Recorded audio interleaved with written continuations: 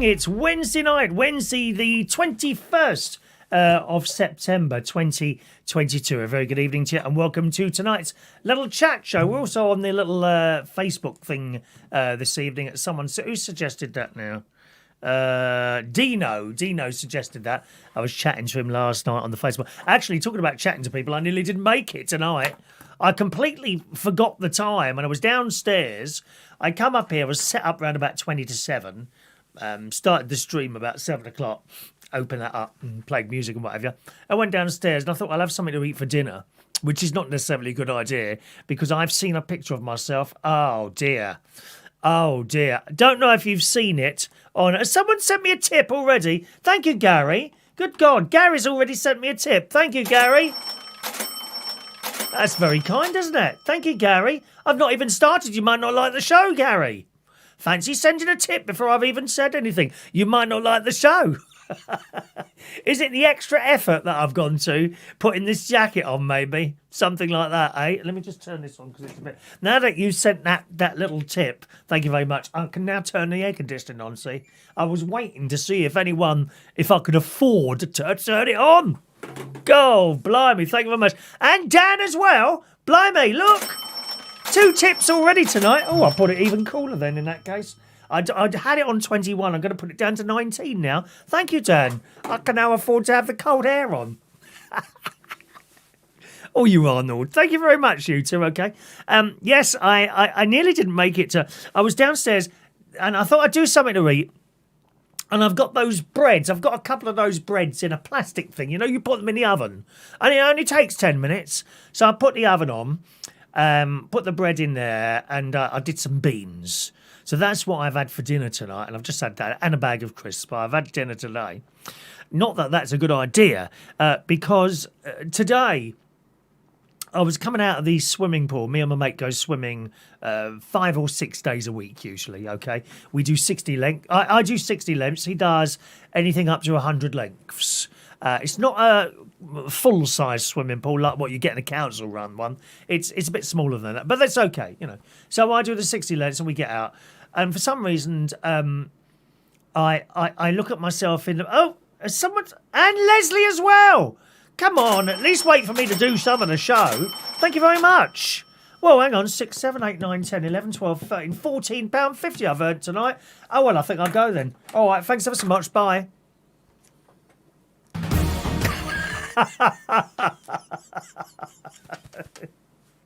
I wouldn't do that to you. You should wait till the show finishes. You might not like it. Remember, there's no refunds. No refunds, I'm afraid. Thank you very much. 3 people have sent me a tip and I haven't even started the show yet. Thank you. Anyway, so I came out to the swim pool and there's some balloons up, okay, over the reception to the sort of gym swimming pool area. And I thought, oh, that looks really nice. And I said to the girl behind the bar... please could you take a photo of us? Now, one of the really fit, gorgeous, really fit gym people there is about 30, I suppose. He was standing there. Oh, Peter, stop sending me money. You can't afford it all of you. Thank you very much. Is that £15 now? Wow. That's not bad. 4 minutes, £15. So that's how much is that a minute? That's £15. That's about That's about £3 a minute. Keep it coming. God, how much will I have in an hour? Keep it coming. Anyone who doesn't send a tip tonight, now let's give someone a job. Heidi Young. Hello, Heidi. I'm going to give you a job tonight. Heidi, can you take note of people that don't send tips tonight, okay? And they will all be blocked. All of them. Anyone who's not sending a tip tonight will be blocked. I'm warning you. Okay. Where was I now? Right. Yes. Okay. So there's balloons. The really fit one was in the office, so we didn't get a picture of him. But anyway, they took a picture of me and my mate. And my mate's been going on about this gym thing. So we decided to try the gym out. Okay. Now, don't expect hunk Reardon to appear 2 weeks later. Doesn't really work like that. First of all, you've got to be at it for months and months and months, right? You have to do a reasonable amount. As you get older, I'm 59, it's going to be difficult for me. Really difficult. Some young lad goes in there. Honestly, they go in there like, I don't know, 20 years old. They lift a weight twice and immediately they look defined. It's going to take me months. Whether or not I stick at it, I don't know. I have done it. I've tried it 3 times before. Not recently, not within the last 15 years. That's about the last time I tried it. And I get bored. Have you taken any names yet? There's plenty on there, Heidi. Take these names of people that haven't given tips yet. All right, my love. And get their addresses as well for me, please. I've got some lads I'm going to send round there. Nasty lads. You don't want... I'd send a tip now before it's too late. You don't want your windows smashed up, okay? Not like that old bag in Scotland. Lizard Liz is dead. You see that old bag who run the fish and chip shop? She had her shop smashed up. Too right and all, if you ask me. Rude. Don't talk about it like that, like dead. Don't talk about dead people like that. Nasty, nasty. Anyway, so we've decided to try out the gym. Okay, like I say, he'll probably stick at it because he's done it before and he really enjoyed it. On the other hand, I've always done it on my own, so that might make a difference. The fact that there's someone with me at the time, don't know. Maybe it'll make a difference. Maybe it won't. Of course, I do have the advantage now, being in the gym, of being able to listen because I do the radio show 9 to 10 and then up to the gym. How fabulous. I'll be able to listen to my own radio show in the gym. It don't get much better than that, does it, eh? I could be listening to someone else. How awful. Awful. I'll be able to listen to my own radio show. Anyway, so we'll give that a go and see what happens. Anyway, while we were there, we took a photo of me and my mate, just because it looked nice with the balloons. And I uploaded it to the Facebook from my phone. And as you know, it's a little screen.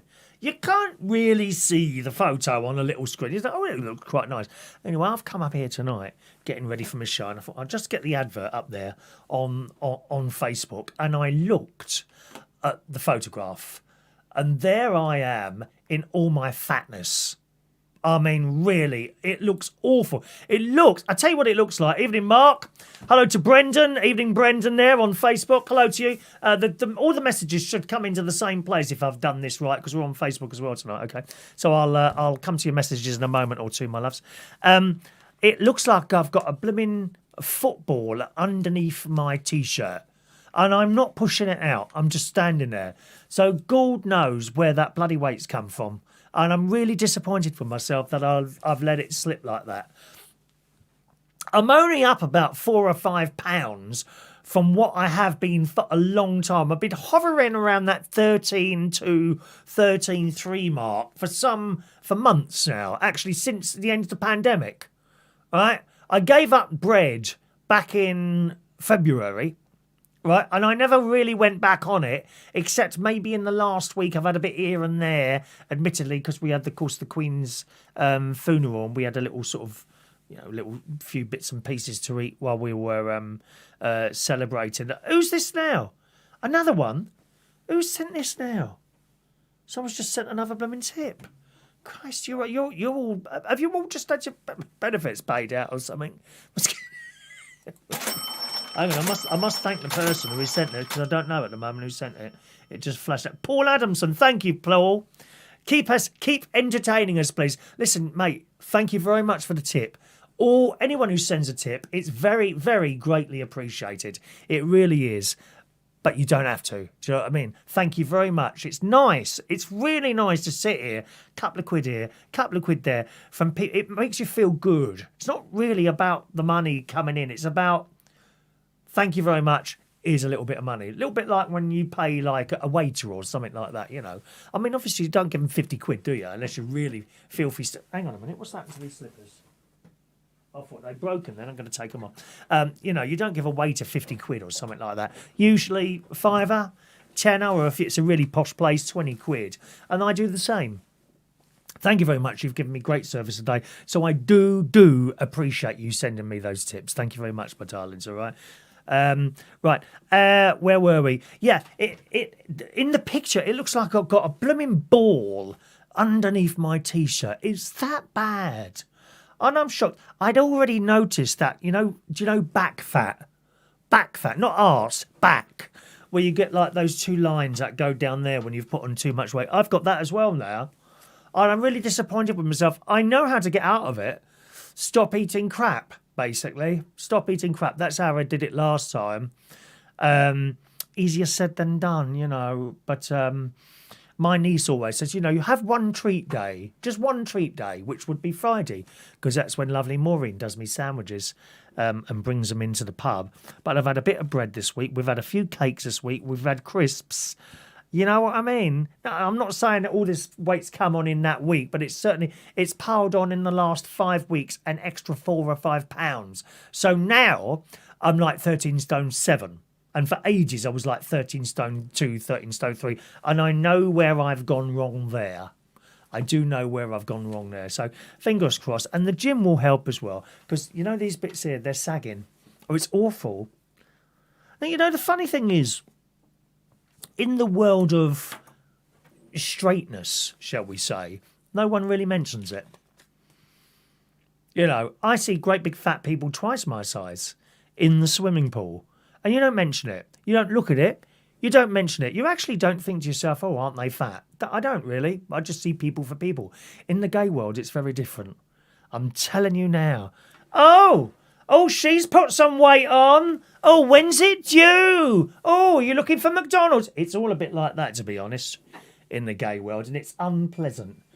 And anyone who's gay on here who's a little bit overweight probably knows exactly what I mean. And it's horrible. It's horrible. However, I wouldn't lose weight because of what someone else is saying. I lose weight because I'm a little bit concerned about the old health, you know, diabetes, all those extra strains on you at the moment, not good. So fingers crossed. I hope the gym will help, but I'll have to address the eating habits as well and see how we go there. All right. So I had that food downstairs. I said I nearly didn't make it tonight. And then I rang up my sister because she rang me earlier, but I couldn't take the call because I was in the garage. And so I rang her, FaceTimed her. She went, I'm about to come up here, and then the phone went again, and it was my mate. So we had a FaceTime in. I'm chatting away to him, and I'm flicking around on the YouTube. I can't remember what I was watching now on YouTube. Something about Alex Belford, because he's in prison now, Alex Belford. And then I said to my mate, I said, what's the time? Is it 7:30 yet? He said, it's 7:45. I said, you're joking? No. And I hadn't got ready. I was still down there, an old scruffy food-stained T-shirt. You know, food down here where so I've had a quick wash and I've put my stuff on. And the one thing with putting on the weight is that this particular jacket now fits, because this is a bit big, this one. It actually fits really well now. Those of you that have been watching the show for a few years will know sometimes I wear this and it kind of hangs off you because it is large. It's the only really large jacket I've got on. So this one is now fitting. The smaller ones, no chance, mate. No chance. I've got a particular one that's like a goldy, like a shiny gold colour, right? I cannot. If I put that on now, the what I already have torn there, you know, where the sleeves join. I need to take that into Mrs. Oh no, she's not there anymore. I tell you, used to do my repairs on my jackets and thing. Mrs. Tahid at the dry cleaners. She had a dry cleaners and she's got a laundrette. Mrs. Tahid. She ain't there anymore. She sold them. So she sold the place and it's now a burger bar. And it's been a burger bar for about 9 months a year. And that's now closed because apparently Domino's offered them a shed load of money because they wanted that particular shop. So the burger place has gone there as well, which is good. I never bought burgers in there, but I need to lose a little bit of weight. Anyway, there we are. Right, let's say hello to some of you on the old YouTube. Just a minute now. Now, how does that work? I've got this sort of program, and it brings all the messages into the same place. Right, let's go. Good evening to Mark Cording. Evening, Marky baby. Hello to Jason Hughes, Diane Jebb in the house. There's Dan C. Good evening, Dan C. Dan C. did his first show the other day on Reach on Air. Okay, you can listen to it. You don't have to listen live, as you know. If you just go to reachonair.com, along the top there, it says, go along top, schedule. So hover over schedule and replay will drop down. Click on replay and look for the date of Tuesday, the 19th of September 2022. Go down there, 10 o'clock, after me, 10 o'clock, Dan C. is his first show there. Have a little listen to that, okay? There's a bit of a gap at the beginning, okay, because the news people that provide the news for Reach on Air weren't playing the ads. And for some reason, instead of starting our show a bit earlier, we were all of us starting at the same time, which meant there's a gap of about 30 seconds. Just scroll along a bit and you can hear Dan C's very first show with calming. He's got calming voice. Mine's a little bit all over the place. He's got a calming voice. Okay, Dan C on the radio, and his next show is not next Tuesday, the Tuesday after at 10 o'clock in the morning. All right. Good evening to, we said hello to Peter Wright, and I thank you, Peter. Evening, Peter. Gary Ross, Heidi Young, we said hello to. I hope you're taking notes there. We said hello to Brendan, who's in Norfolk. Brendan in the house in Norfolk. Da da da da da da da da da da. That's the Anglia horse. Unless you're very young, then you won't know what the hell that is. Good evening to you, Brendan. Mark says, did you know it's Earth, Wind and Fire Day today? Is it really?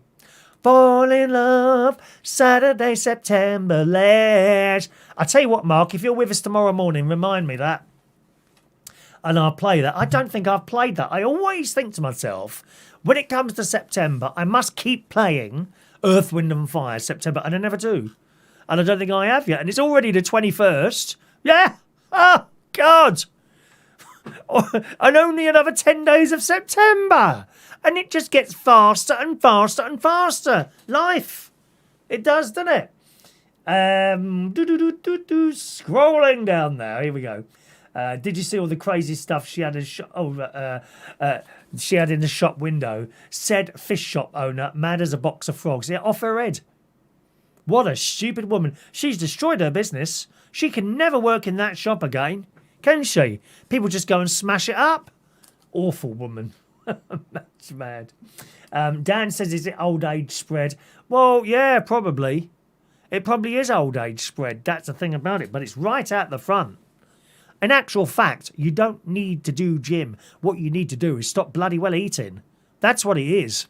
They always told us that at Slimming World. And she was right, because I went to Slimming World and in 6 months I lost 2 stone. It works. And once you get on it, after a couple of weeks, it becomes a lot easier. But then you get late, you come off it and you keep it off. And then you start slowly going back to that bag of crisps, that donut, and then it starts mothballing. And on it goes again. It's really difficult. Hello to OE. Good evening to OE this evening. Welcome to the show. Beach balls. I think we can beach ball under there, I think. I do think so. I can joke about it, incidentally, if you want to joke. Hello to Weird City. Evening to you. Making a cup of tea. Dan reckons I need to buy a bra. I think you're right there, my love. Perhaps I could borrow one of yours, lovey. Thank you, Dan. Poor Mr. Belfield, sorry. Oh, Chris. Poor Mr. Belfield, yeah. Never mind. Oh, well, that's how it is. Did I see a story of Mr. Belfield spending a lot of money on posh holidays and all this sort of thing? I saw that somewhere. I don't know how much of it's true. Don't really like to get involved in other YouTubers or anything like that. You know, he does his thing. Probably don't even know me. We've got just a handful of viewers in comparison to his hundreds of thousands. You know, but nevertheless, I don't really like to get. Some of these YouTubers, they're shouting and screaming at each other, aren't they? Have you ever seen that happening? Oh God, dear. You know, especially those who are professionals, shouting and screaming at other YouTubers and doing horrible things to them and that sort of thing, sending them vile messages. I wouldn't want to get involved in any of that, you know. I just do my thing and that's the end of it, really. Just some sad old man sitting in the studio on his own. Mark went to the Queen's funeral. It was a 15... Oh, you went to see the coffin?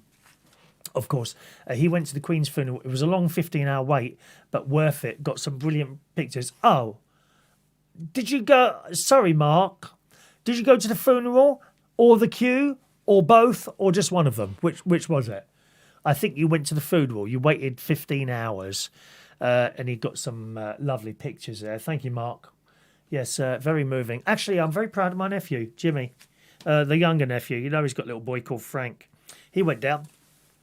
I think he went down with some friends. I did try and talk to him on the phone earlier, but it disappeared by the time I shouted him while I was talking to my sister. And he went down. I think they left very early on the Monday morning, maybe 4 a.m. in the morning, and they managed to get a place in the. Who's this now sending money?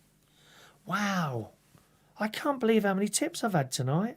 £5 again. Hang on a minute. Where's me a jingle? Let me see who that's from.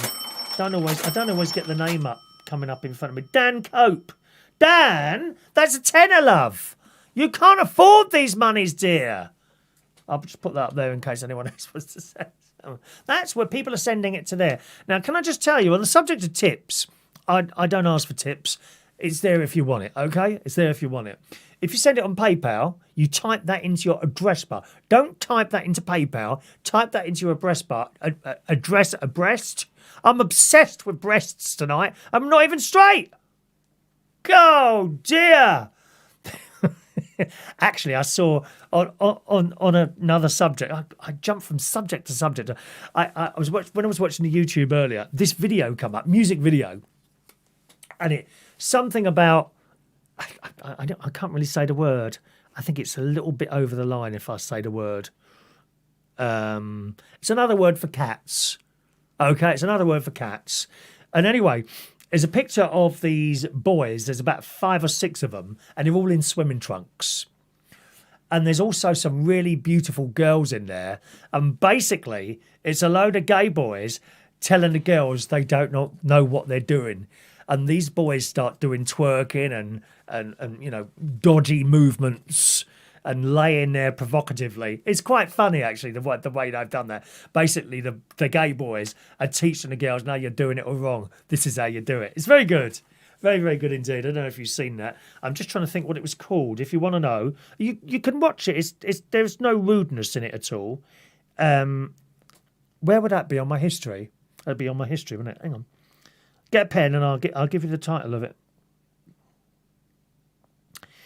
By the way, have a look at that picture of my fat stomach. Facebook.com/Chris Reardon UK is where you find me, all right? Facebook.com/Chris Reardon UK. Gee, I can't find my YouTube on here now, on my little mobile phone. Do you know what? I picked up my car today, my new car. Do you know what the car dealer said? Wow, that's an old phone. How rude. Of course it's an old phone. Your cars are so bloody expensive. I can't afford a new phone as well, can I, love? Dear me. My mate's just bought a new Apple Watch. Nice it is. It does his heart rate, his oxygen levels and all sorts of stuff on there. Not quite sure why you'd want to do that, but there we are. He's happy. If he's happy, I'm happy. Now, what's it on? History, isn't it? History. Where do I find that then? Is it your videos? No, your video. History, yeah. History. There we are. John Duff. Here we go. So the artist. Maybe can I show you this video? This picture. Hang on. Let me turn the sound down. I'm going to show you a little bit of this. Okay. It's a little bit pretty boys in swimming shorts. I think that's acceptable. You don't see anything else, and that's basically it. There. See. Okay. There you go. All right. You get the general idea. And there's some beautiful girls in it. There's the girls as well, see? And the girls don't quite know what they're doing, so the gay boys teach them what to do. Absolutely, yeah. There's a lot we could teach these ladies how to do properly. John Duff, Hokey Pokey, it's called. JOHNDUFF. John Duff, Hokey Cokey is the thing on there. All righty. Okie doke. So where were we going now? Yes, my nephew. So my nephew was down in London and they got a position at the Mall, which is fantastic. The actual Mall. And he sent me a picture of when Her Majesty's coffin went past. Very, very, very sad indeed. But there we are. But I'm very impressed with him. He's a very bit of a royalist, as our whole family are, really. You know, we're into the royals. When are Holly and Philip being locked up? I don't know. I think that's too nice. Off with their heads. Just a moment. I think this could be my nephew. Just a minute. Sorry to interrupt you. Hello? Is that working? Hang on. No, that's not working. Hang on. Just a minute now. Hello? Oh, hang on. Why is this working? Hang on. I think I've got something on here. Wait a minute. I've got the sound off. Hello? No one on there, dear. We'll leave that there. Don't know. I thought that might have been my nephew. Yeah. So that's it. And of course, some of you watched the funeral, which we'll come on to in a moment. Let's just scroll down here. Where are we going to go? I might go to the bottom there. Weird City. Nope, they're talking about what's his name? Alex Belford. You're all talking about Alex Belford there, aren't you? Okie doke. By the way, is there anyone on Facebook with us this evening, or was that a kind of waste of time? Because it was a bit of an arse way round of doing things. Brendan says, "You're never gay, are you?" I had no idea. No, you wouldn't know unless I told you, would you, Brendan? Be honest. You wouldn't know unless I told you. Now, was that you calling, nephew? If that's you calling, nephew Gary Butler, ring again and I'll take it. I had a blocked number come up there. I don't know who that was.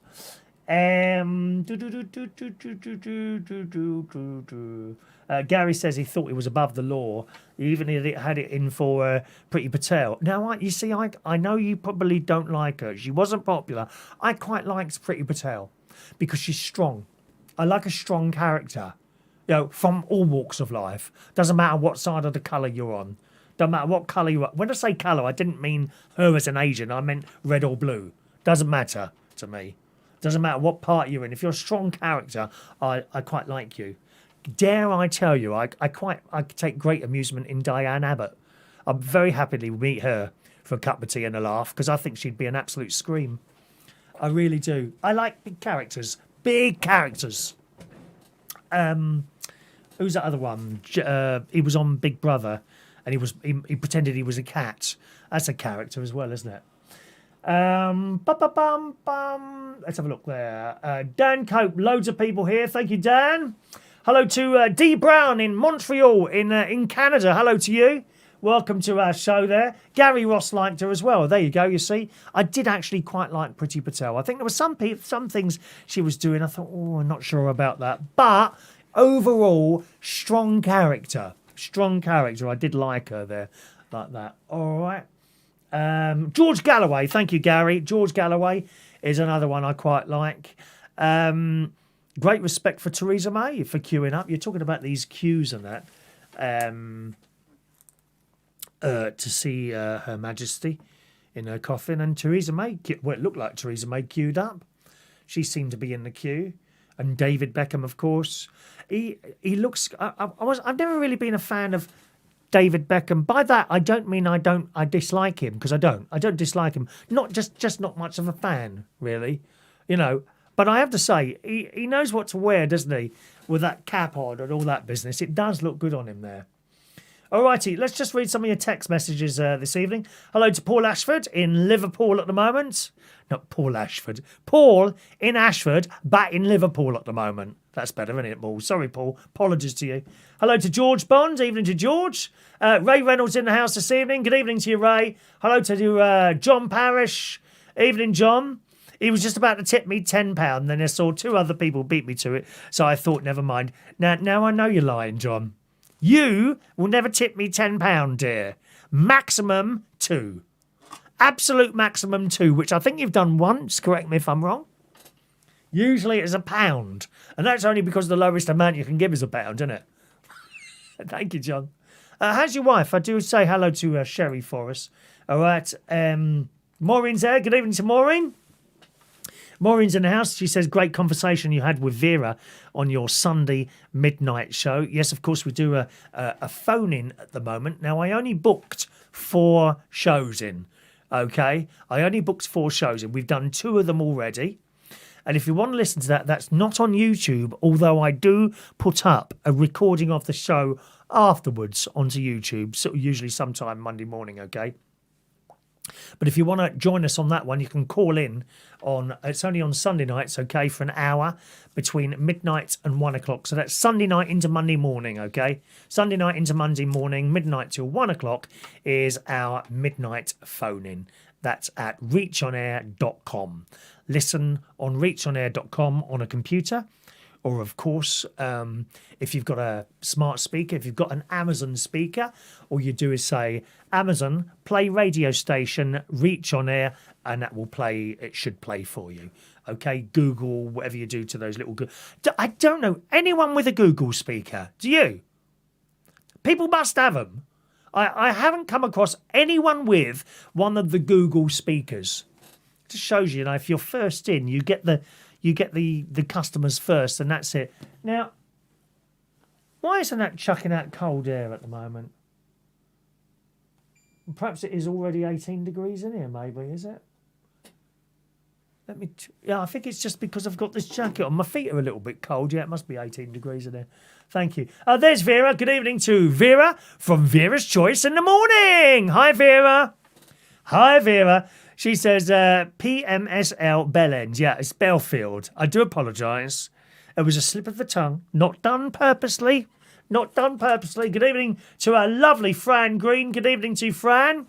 Hello to you, Fran. Hope you're well, Fran. Yeah, I hope you're well as well, darling. George says I've set off his Amazon device because, of course, he's decided to call his Amazon. Everyone I know calls their Amazon the other word, ALEX. Yeah? Not George, who decides to call it Amazon. He's the only one I know. My mate has called his one Echo. You can call them either Echo, Amazon, or the other one, which I don't like to say because it sets everyone's... little thing off there, doesn't it, eh? It's the way it goes, I suppose, isn't it? Evening to Mandy Davenport. Good evening to Mandy. George, yes, of course, Gary. George Galloway did the cat on Big Brother. Do you remember he had to be a cat? And then all the papers laid into him. He was asked to do a cat by Big Brother, so he did, and then all the papers lay into him. Oh, it's dreadful, isn't it, eh? Dreadful state of affairs. Good. Now, I'm glad George is there. Evening to you, George. Because guess what? George has started litter picking. Isn't this fantastic?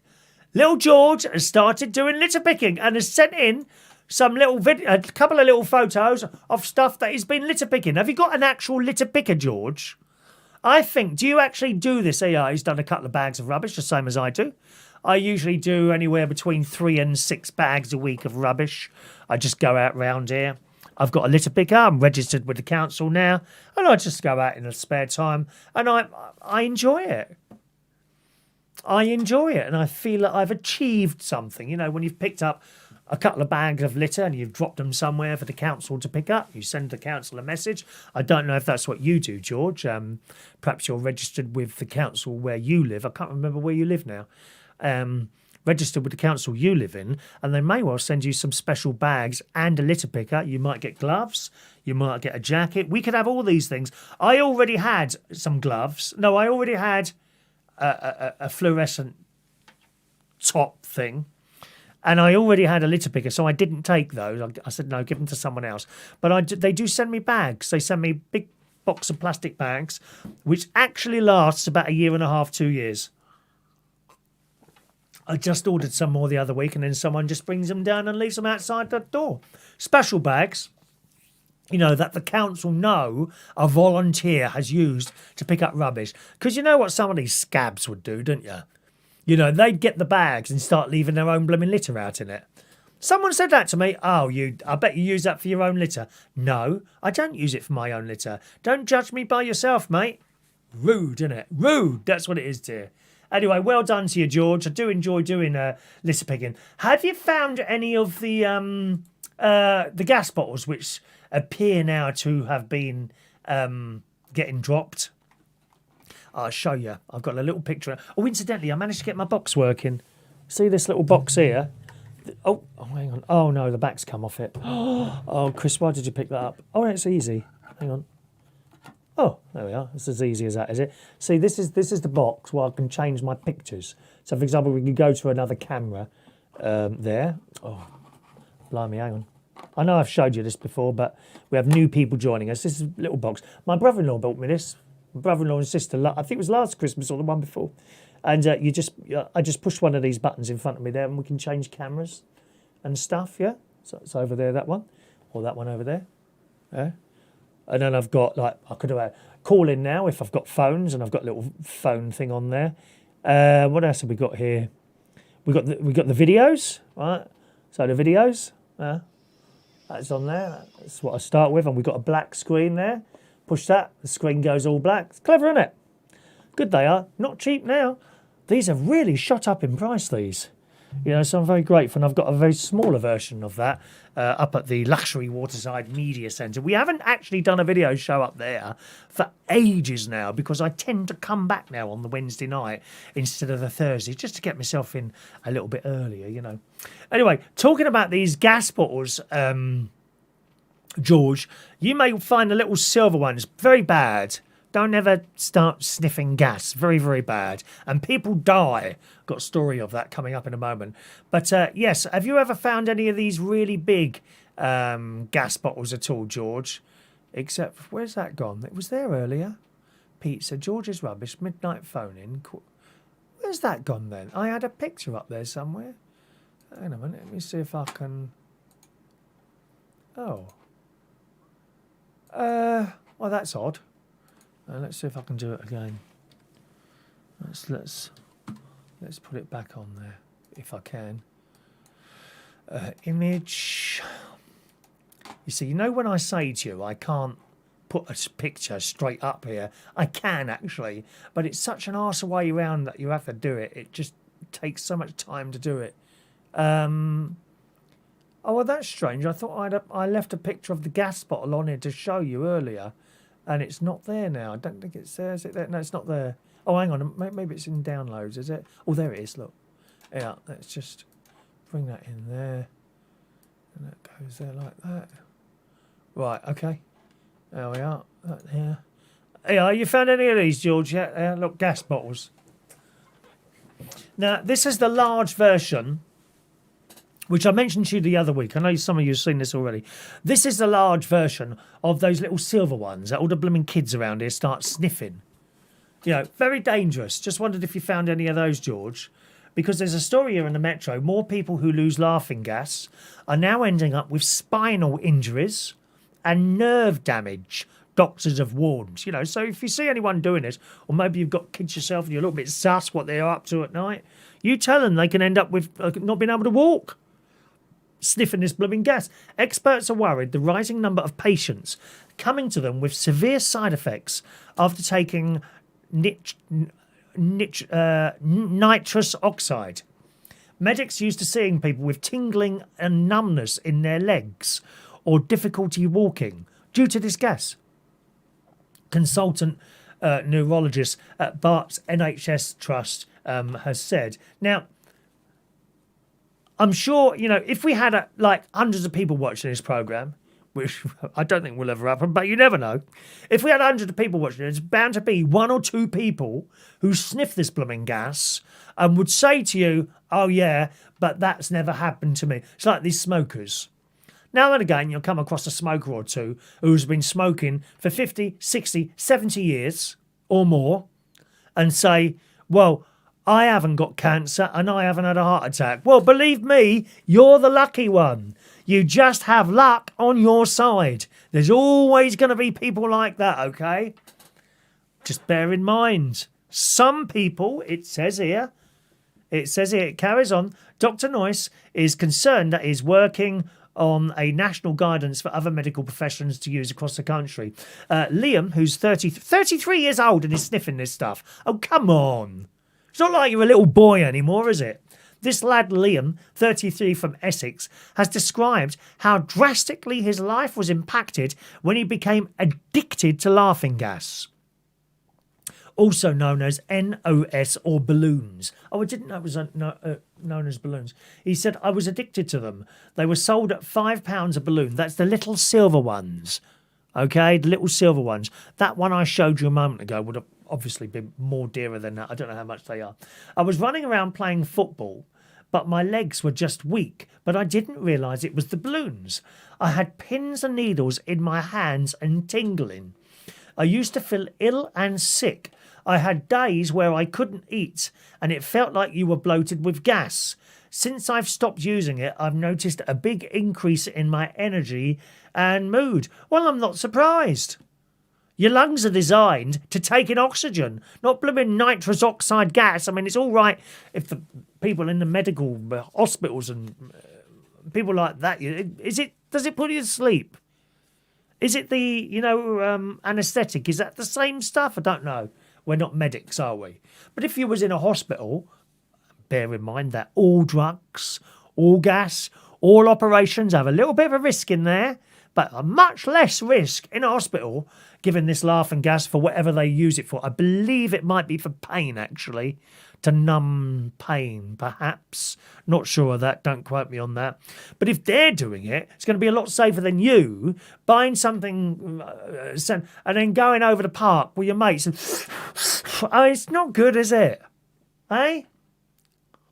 Another girl, Kerry her name is, she's 25, started inhaling this stuff in 2017, became addicted to it over the years. Now she's unable to walk, eat or wash herself. Terrible. I was using them for 3 days and then I'd be vomiting for the next few days. I wouldn't be able to drink water or eat anything. I'd be sick and sleep for 12 hours. I was unable to do much. Then I'd wake up again and do it all over again. It was like a cycle. The Londoner eventually started losing feeling in her hands and legs and was taken to hospital multiple times. Doctors found a slipped disc and nerve damage, which has left her unable to walk. Just because she wanted to breathe in this gas. I'm not judging her for doing that, but what a shame that had to happen. Almost 9% of 16 to 24-year-olds in England and Wales said they had tried this gas in 2016. Wow. That's quite a lot in it, almost 10% of people. Gosh. Anyway, there we are. So just wondered if you'd found any of those on your litter-picking thing there, George. George has got 2 Amazon devices. Oh, that's why we keep setting them off. Unlucky, George. Change the name, will you? Change the name. Mark Cordin says if they want to ruin their life, let them, I guess. Yeah, I kind of see where you're coming from, Mark. You can't tell people what to do anyway, Mark, as you well know. You can say to them, look, I don't think it's a good idea that you take laughing gas, take drugs, smoke, drink, whatever, because this and this. You can tell them that. But I'm afraid you've got to leave it at that because they just do what they want to do. People just do what they want to do. Don't matter, well, I'll smoke until... I mean, I used to smoke 40 a day at one point. Seriously, when I was DJing about 27 years old, I'd have 20 cigarettes during the daytime when I was working for British Telecom.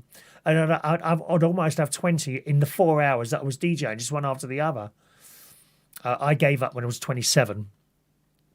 And the reason I gave up was because I found going up to... It was my mum's stairs, actually. She lived in flats, and we had to go up 2 lots of stairs to get to our masonette. And I'd get up 1 flight of stairs. Oh, God. At 25 years old. How crazy is that?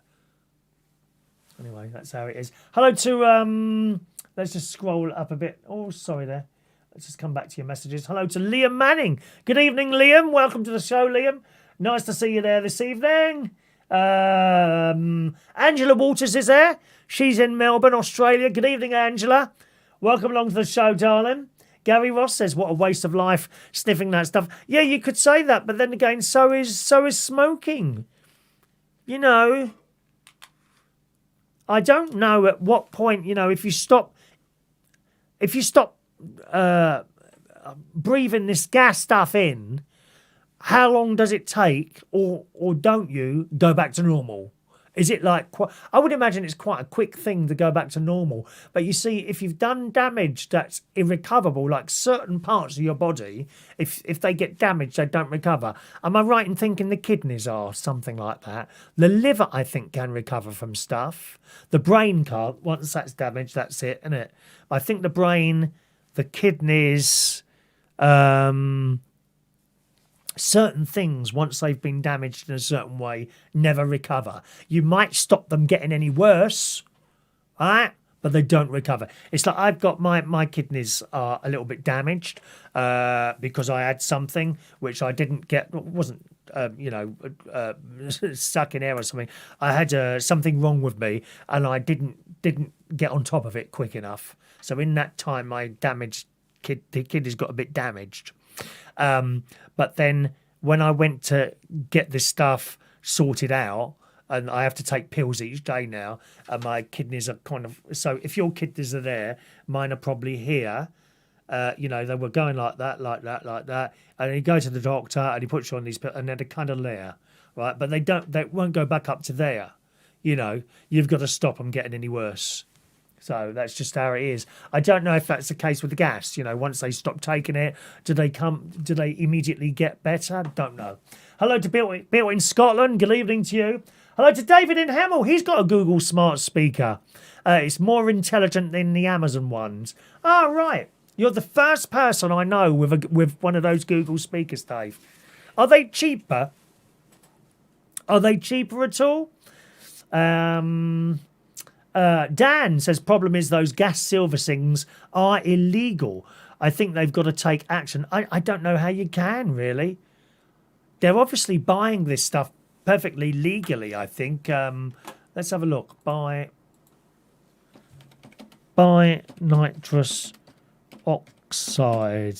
Let's just see what comes up. Shopping. Well, here we are. Those big canister I showed you. It says it's £26.95. That's that big one. Hang on, let me get that picture again. There you go.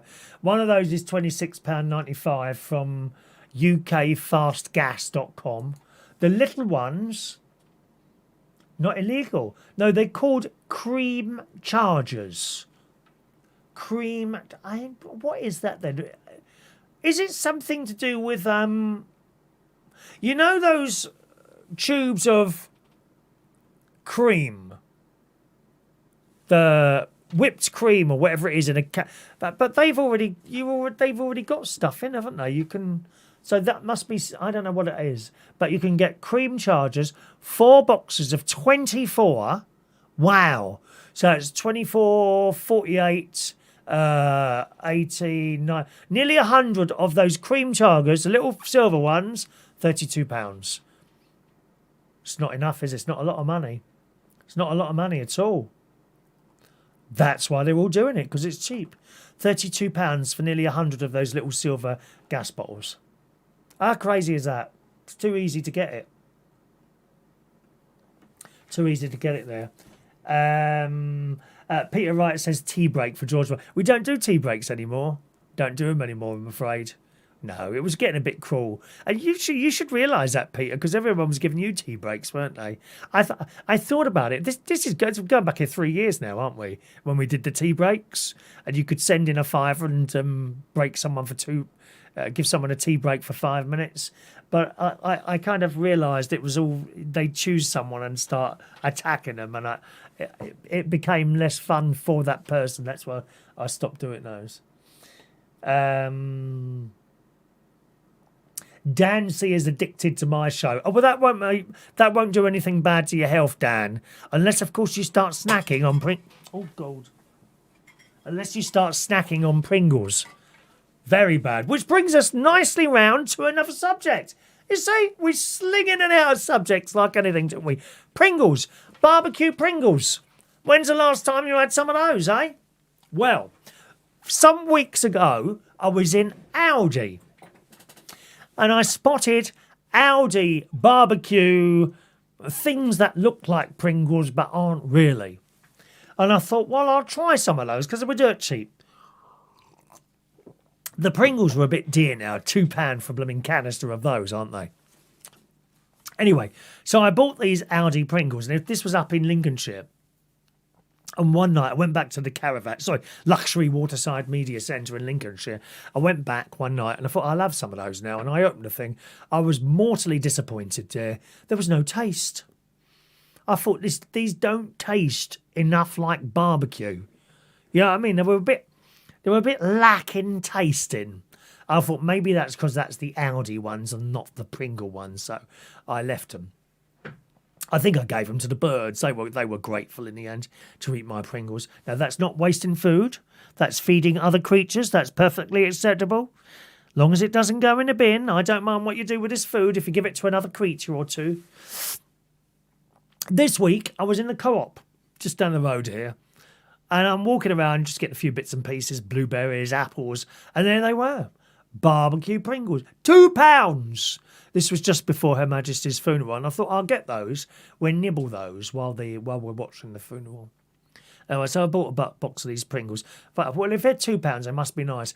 Anyway, I started to eat them 2 nights before the funeral, unfortunately. And I thought, they're a bit tasteless. Whether I've lost my sense of taste or something, I don't know. Other stuff tastes all right. But I couldn't really taste it very barbecue-y.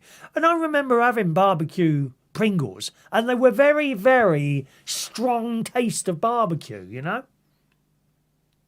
A little bit like, you remember Walker's Sensations crisps in a black bag? They used to do mature cheddar and chutney onion or something like that. And they were really strong. I mean, really strong taste. They've stopped doing those about 1.5 years ago. Can't get them anymore. You can still get the chili ones and something else. I can't remember what the other was. They don't do the mature cheese and onion ones, which were really nice and very strong. Well, but I think they've stopped doing the barbecue ones now. Oh, who sent me another fiver here? Omar! Omar, it's O-M. Thank you, Omar. You get the jingle. Wow. We're rich tonight.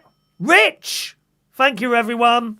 Very kind. £5 coming from Omar. Thank you very much, Omar. You're very kind.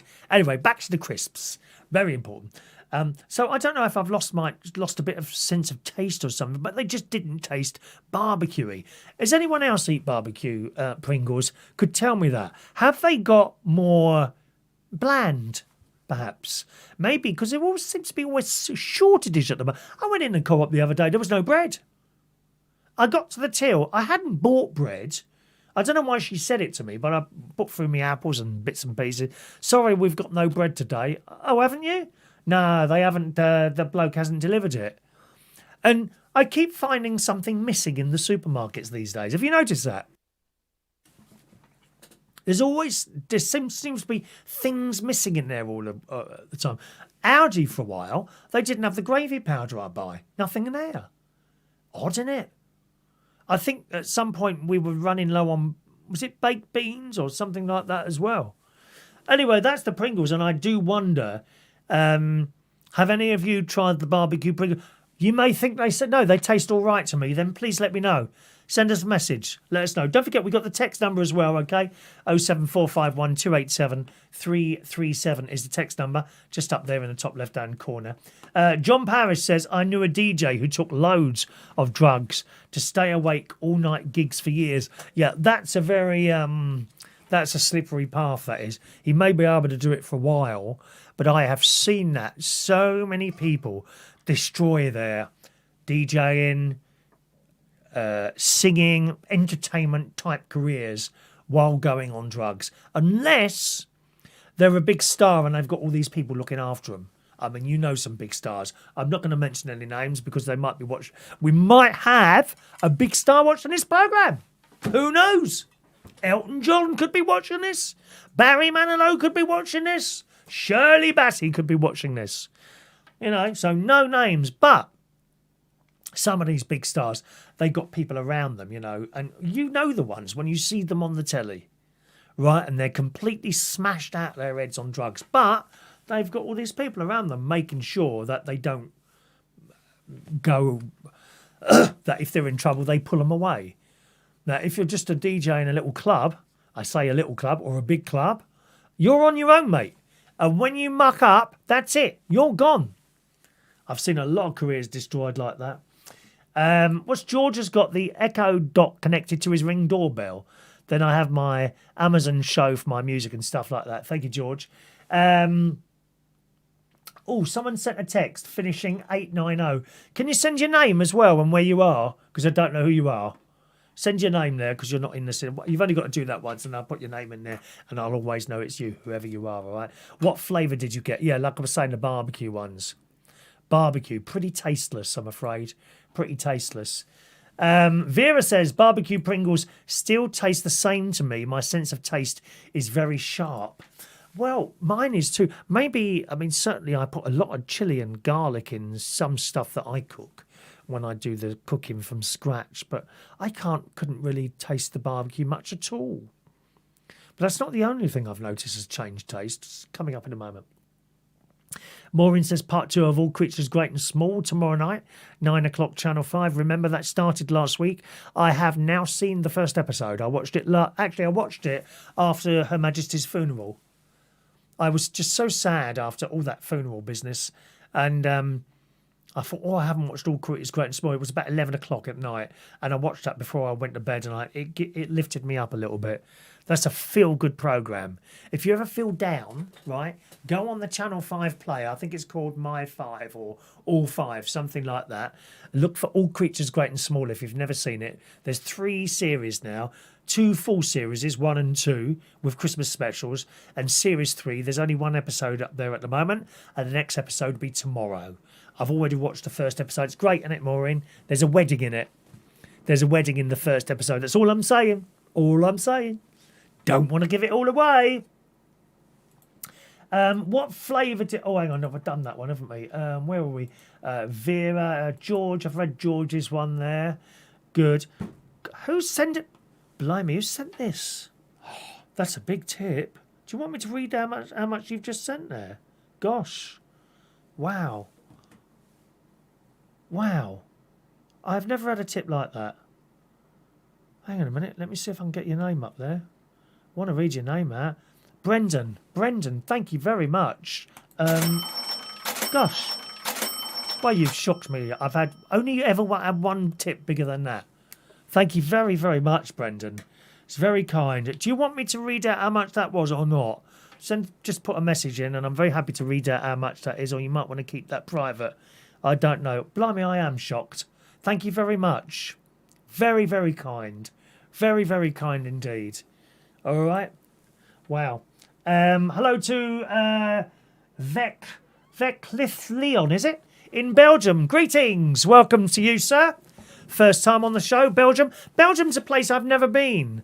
Don't know what it's like there or what there is to do for tourists. Perhaps you'll let us know what there is to do for tourists in Belgium. Because, of course, we can go there by train, can't we?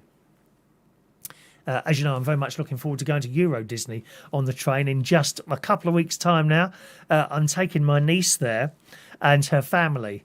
And, of course, if you go to somewhere like Euro Disney, any of those little children-y... I mean, not really... Are they done for little... They are really, aren't they? Done for little children. I've been to Disney on my own, and it's all right, you know. And I took my younger nephew about... When he was 17, he's 25 now, some years ago now, and that was great. But if you can get little children, that's a different thing altogether. And, of course, my niece has her 3 children, George 10, Emily 8, and James, who's 5. You take them somewhere like Disney and you see it in a completely different light because you're not really looking at the rides. You're looking at them enjoying the rides, and it's fantastic. And we're going on the Eurostar, which is a great, all part of the holiday. That will go straight into Disney, and on the way home, we've got to change trains at Lily. Lily? That's wrong, isn't it? Lille. That's it, Lille. Fagash Lille. We've got to change trains at Fagash Lille. Okay. Rachel. Hello to Rachel. Where is your wallpaper from? That... Oh, gosh. There's a... It's not wallpaper. That's actually a material... And it's called a tapestry, but I can't remember. That's been up over a year now. I used to change them every 3 months because I was doing a show every morning, believe it or not. Now I just do the one video show on Wednesday nights at 8 o'clock. I only do one now because I do a little radio thing on in the morning, which I'll tell you about. I'll put the poster up there in case you want. If you're around in the morning, this is what I do in the morning. Reachonair.com, which is on. Just on audio, music and chat. The chat's a bit like the chat I'm doing now. and there's music as well. Okay, reachsonair.com on the internet. Monday to Friday between 9 and 10 o'clock. I only do an hour. Okay, I could have done a little bit longer, but it suits me to do an hour, so I just do an hour. It's not a paid thing; it's just like a hobby type thing, really. And you can also listen on your smart speaker if you've got an Amazon. Just say Amazon Play Radio Station, Reach on Air tomorrow morning at 9 o'clock. Okay, on for an hour there, and it's good fun. It's good fun. You can send messages and all that, and that's it. But the wallpaper, do you know? I cannot remember for the life of me the name of the company. Just a minute. Let me see if I can find it for you. Because that was actually, those things are not actually that expensive. It's printed on a material, and on that wall, that does actually exist. Here, I can prove it. Hang on. Where's the let's go to that one. There you go. You can see the end of it there. Yeah. There's it. So it's tacked onto the wall. Yeah. Both sides, and there's the other side here. Hang on a minute. There you go. You can see it the other side there as well, where it finishes, and there's the door and all that. And this camera, you just slot it into the camera like that.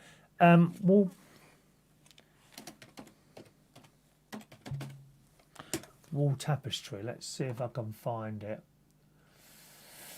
Oh, actually, yes. There's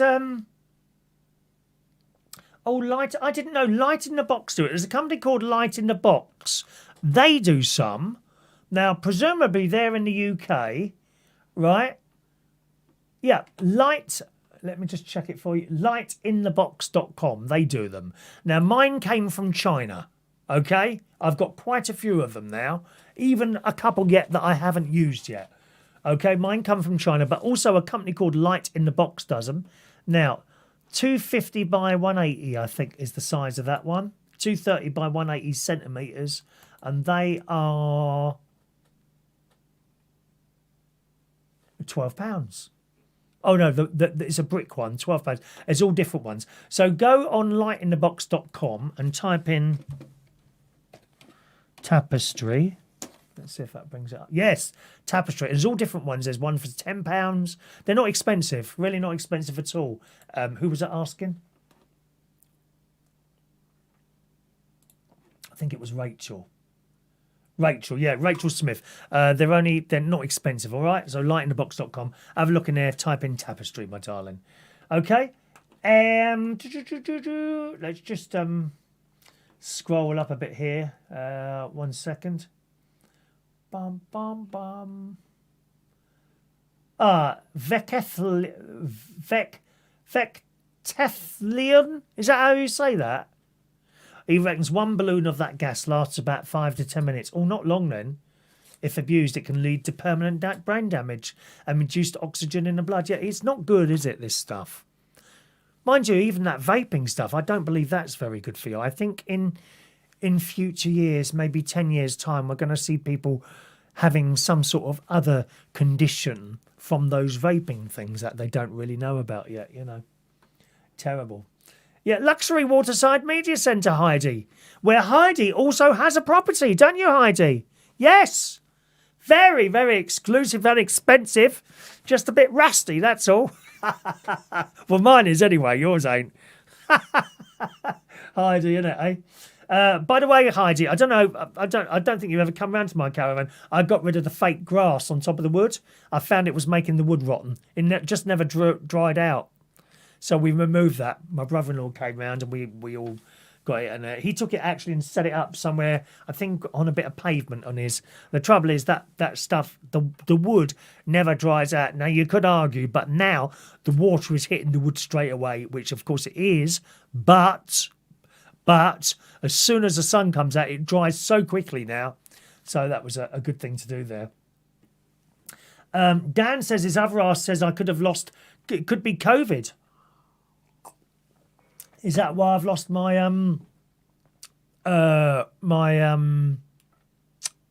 taste? I don't know. Where are we? I'm going to have to go down a little bit here because I'm getting a little bit mixed up with the messages here. Vecfilian is not a first timer on the show. Yeah, I remember you. I just haven't seen you for a while there. Belgian waffles, best chocolate in the world. Fritz with mussels, clams. Oh, I don't know that. Mussel, clams. Is that a fish thing? Oh, no, we don't do fish. No. Taking apart those little shells and things like that. Not for me, I'm afraid.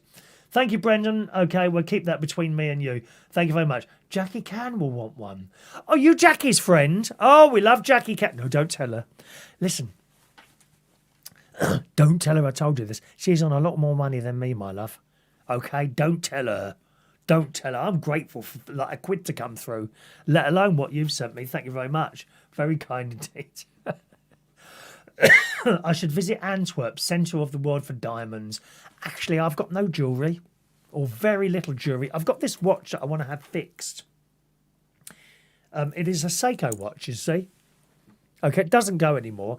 This is not battery. It's one of those automatic ones. So you do that and it winds up. It doesn't work anymore. And I want to have it fixed because it was my mum and dad gave it to me for one of my birthdays. Maybe my 16th. I don't know. Does that still fit then? That won't go round here because I'm too fat now, will it? Oh, it does. Look at that. It looks good, doesn't it? I really want to get this fixed. Do you know what? Now that we're chatting about this, and you can send it to Seiko, direct to Seiko, which I think is probably the best bet to do. If I could send that to Seiko and they will give me a quote then. You send it in a registered bag and all that. And I've got another watch here. Or I should have another watch here. So that was my dad's. That doesn't work either. That's more of a goldy colour. What have I done with that now? I've got that one there. Well, it's around somewhere. Oh, here it is. That's my dad's one, which is... Now, that is a battery one. That probably just needs a new battery. So that was one of my father's watches, you know. And I'd quite like a watch. It suits me, doesn't it? My mate's just bought the new Apple Watch. And it does all these different things. And it's very good. Don't get me wrong. It's fantastic. It's got a walkie-talkie on it. You can talk to me on it. Can't do FaceTime, though. No camera on it. You would have thought they put a little pinhole camera in that, wouldn't you? But he hasn't got one. The brand new one he's got. Is it Apple iWatch 8 or 5? Something like that. He just bought it today. Yes. Thank you, Peter Wright. 29.2 million people watched the Queen's funeral on ITV and Sky News. Yeah, you're right. We'll come to that in a moment, actually. Vecthilian shellfish. Yes. Oh, no, mate. Oh, no. You want to see them, I don't know if you have them in Belgium, but they here in the seaside, they have these cockles and winkles.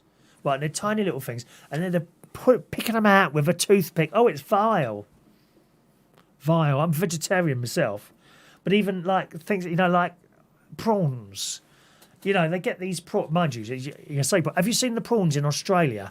3 people carry in 1 prawn. Massive things they are. And they got this bowl of them, and they got to pull off all the legs. Oh, no. Not for me, mate. Really not my cup of tea.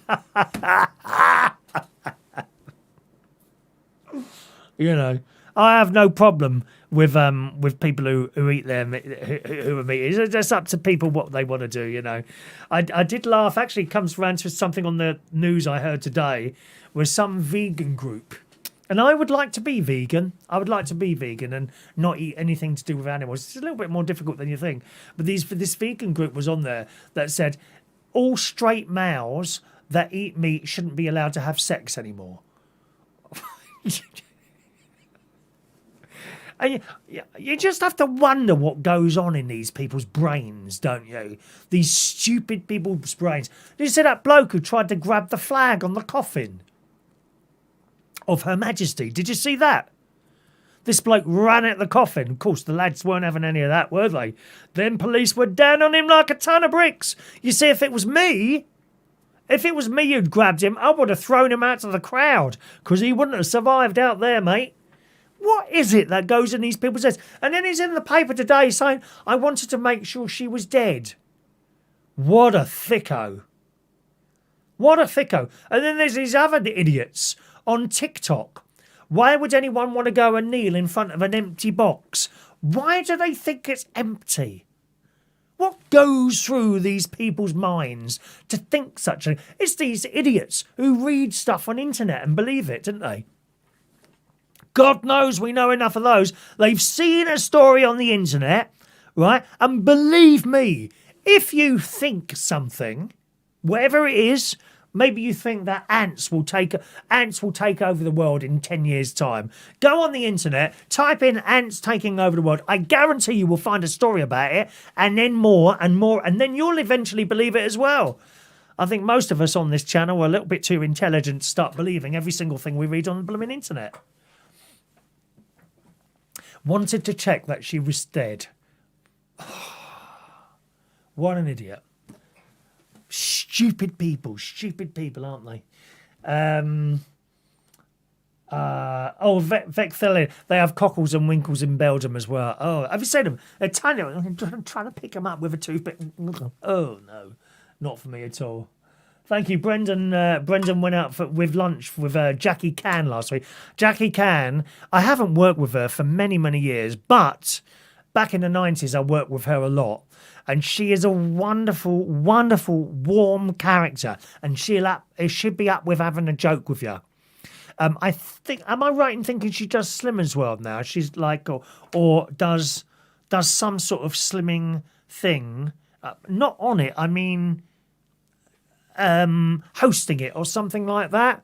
I think she's doing, because Jackie, she says she wouldn't mind me telling you, she had a bit of a problem with her weight over many years ago. And she was a big girl, but she would joke about it. And I would go along with the joke. And one day, it was hilarious. Ask her about this. I don't know if she remember it, because of course she does so many shows. Jackie Can, she was on that thing with Leslie Crowder, Be a Star. You know, and they say, please welcome Jackie Can is Alison Moyet, right? So the curtains opened, didn't they? And there's all smoke, and she comes down the stairs and starts doing Alison Moyet. So she's been on the telly, London Weekend Television, I think it was like that. And then after that, she got loads of cabaret work doing Alison Moyet, and she did her own stuff as well. Wonderful, wonderful woman. And she's so warm and nice with me and friendly. And anyway, I had her on the stage in Clapham. And I thought, I'll have a joke with you. And Jackie's coming down the stage. She's done a couple of songs. And then after she said, I'll tell you what, Jackie, you're doing really well. I picked up the mic. And I don't usually interrupt a cabaret. But if I think they're up for it, I might, right? Pick up the mic. Right, okay, can we have the sandwiches? So, Jackie, you know there's sandwiches over. She's where? She's going like this on the stage, playing along where? Well, up on there, because someone was having a birthday party. So she's carried on singing with the microphone in her mouth, because radio mics, no wires. She's gone through the crowd, gone over there, picked up a whole plate of sandwiches, like a big, like for several people, and brought them back up there, and she's sitting there eating them and passing them back to me. Oh, she's lovely. I haven't seen her for years. And I miss working with people like that, drag queens and all that. I used to work with all those people. But, times move on, and you are moved on, especially as a DJ eventually. Or more in my case, I got fed up doing it. I didn't get fed up putting the shows on. I got fed up DJing. I got really fed up with it. I got really bored of it. A lot of the skill was taken out of it. One of the biggest mistakes I made from DJing was moving from CDs to a laptop. But you have to keep up with things. Once you'd gone on laptop, it become really boring, because you're just in front of a blooming screen all the time. Now, you could argue I'm just in front of a screen now. In fact, I have 3 screens here. One in front of me there, that I push all buttons and do different effects like that sort of thing and all that business, right? That one's there, sending the show out. One over here, which plays all the little jingles that I might need. Broadcast from scary music and that sort of jingles. And the one over here is where my messages are, and all the news stories that I write, and the list of stuff that I might want to talk about tonight. So you could say I'm staring at the screen, but I'm also chatting away to you there. You see, while I'm looking at you, I'm not looking at my screen.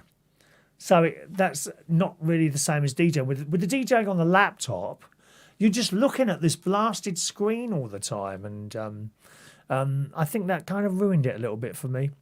But I had a good time. 25 years. I was a 1990s DJ, really.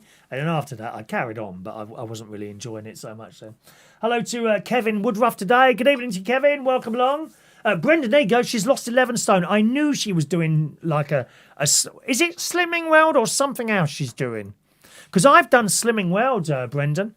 I've done Slimming World. It worked for me. 2 stone I lost in 6 months. Well pleased with that. You know, and actually, what are we? September, October, November, December, January, February. I could lose nearly 2 stone then. Before my 60th birthday. Happy birthday to me. I don't think I'm going to do anything. Other than perhaps with a couple of family members and maybe a couple of friends. I thought about the big party route, but I've never really wanted a big party. I had a party when I was 18 at home, and I really mucked it up. You know, it just didn't work. Do you know, what you can't see is the fact that my trousers have just come down. Hang on a minute. Excuse me. You don't see Hugh Edwards doing that, do you, on the news? Thank you very much. So good on her losing that 11 stone. Hello to Liam Scott. Evening to you, Liam. All right. What's Dan saying here?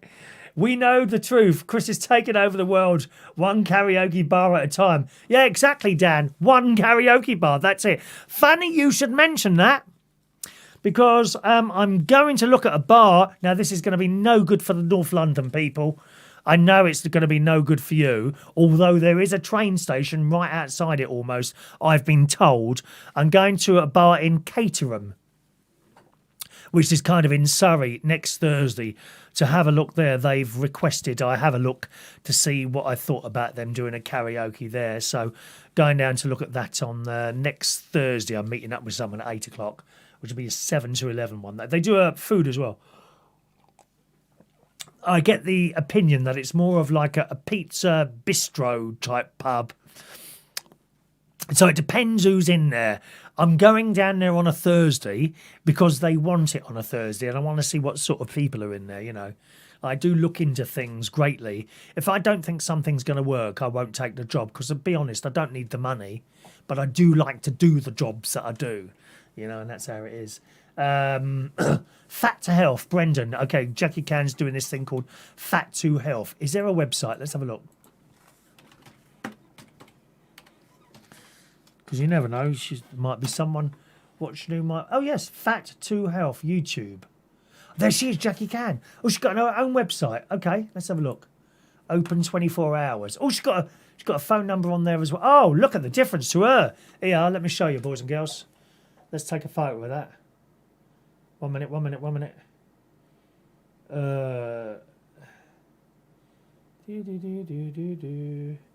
There we are. Hang on a minute. We'll take a photo. You see the difference what Jackie's done? She's amazing. You ever meet her? She's so warm. She's got family and all that, you know. There we are. Now I'm going to have to zoom in there. How am I going to do that? There we are. Now, you might not see that well. Okay, so obviously on that side, that's where Jackie, before she started doing it, and that's her now. Look at the weight. Look at the weight loss. She's done that. So if you want to have a look there, Fat, just type in Fat, F-A-T, 2, number 2, and Health, H-E-A-L-T-H, and she's got her own YouTube channel. Okay? And how she's doing, she's up to date. So far, she's lost 149.8 pounds, and that was uploaded yesterday. Amazing. Right? Subscribed. Thank you very much. I shall be having a look at those. Thanks for telling me about that, Brendan. I didn't know. I had no idea about that. All that stuff she's doing there. Well done. Fantastic amount of weight to lose, isn't it? Thank you. So Fat to Health, if you want to have a look. If you're a bit fat, like me, look it up. You never know what you've got to lose. Nothing. You don't even have to watch it in front of anyone if you're embarrassed. I know what it's like. I'm embarrassed every time I take my clothes off now. Absolutely. I am. Fat to Health. F-A-T, number 2, H-E-A-L-T-H. All one word. Fat to Health. Type it into the address bar. Google search and see how that goes on there. All right. Let me just scroll up a little bit here. Oh, here we are. Look, Brendan says, lunch is now YouTube, an absolutely epic ad worth a watch. If you have a phone, you should get her on to tell you about. Of course, she's still singing. Fantastic. Great. That's fantastic. Thank you, Brendan. Yeah. We don't really do phone calls on this show now. We do them on Sunday night in the midnight phone call, but that's only on the radio, as I mentioned earlier. I'll just bring it up there. That's where the phone-in show is. I only do an hour Sunday night into Monday morning between midnight and 1 o'clock in the morning. Reachonair.com. That's a little radio station. It's only a little radio station, all right. None of these things I do are paid. They're all sort of hobbies that I do, and I enjoy doing them. Otherwise, I wouldn't be here. There was a little period about 3 years ago where I really completely stopped enjoying it, and I stopped. So there's no point in doing this stuff if you don't enjoy it, you know. But I love it. I love doing this. Right, okay, let's go back. What happened to Zodiac Karaoke? I didn't get rebooked. I was booked to do 2, Mark, and then that was it. But, you know, they haven't said, no, we don't want any more. It just hasn't come back. And what seems to be happening is that the manager is doing it, David. Guys, he was doing it before, and I kind of wondered why they'd asked me, really, to do that Zodiac Karaoke, because he was already doing it. And I just guessed that perhaps he was a little bit too busy or didn't want to do it anymore, but it does look like he's doing it again now. Maybe they'll ring, maybe they won't. It's just how it is. All right, darling. George Bond. There we are. I've never seen gas bottles. I did pick up a car bonnet before. Did you really? He hasn't seen the gas bottles yet. And Vera, here are Vera from Vera's Choice in the Morning. Jackie Can is so lovely. She's been to the William Morris Bar a few times. Is that to sing, probably, I would imagine? Yeah, she's a great character, isn't she? Good news. Tickets, please. Look. All my tickets are here. Disneyland Paris. Yeah, Disneyland Paris. All here. 2 tickets. We got the Magic Break, Solidity, the hotel thing there. We got the train thing and all that business. So all the tickets are here for our Euro Disney thing. Very much looking forward to it. We're not actually staying at Euro Disney because that's really pricey to stay in a Euro Disney in a Euro Disney Disney hotel, if you see what I mean. That's very, very expensive now. And do you know what? The breakfasts are extra now. That used to be as part of the package. Not anymore, mate. You had to pay extra for the bloody breakfasts. Greedy. I mean, admittedly, they're buffet breakfasts. You can eat as much as you want. Don't know if you've ever been anywhere like that. But what tends to happen in the first couple of days, you think to yourself, I'll have a massive, massive breakfast, then I won't want lunch. Doesn't work. I tell you that. You may leave that breakfast place stuffed, so stuffed you can hardly walk. Let me tell you, by lunchtime, you want the lunch. That's just how it is. Must be the human body, I suppose. Doing something like that. But there you go. So I just wanted to tell you that all my tickets have come now. We're not quite sure, actually, how we get from the train station to the hotel. I keep meaning to look how we do that. And if not, I've still got plenty of time to ring the travel agent. I've booked it through Magic Breaks. And I booked through, I always go for a tour operator.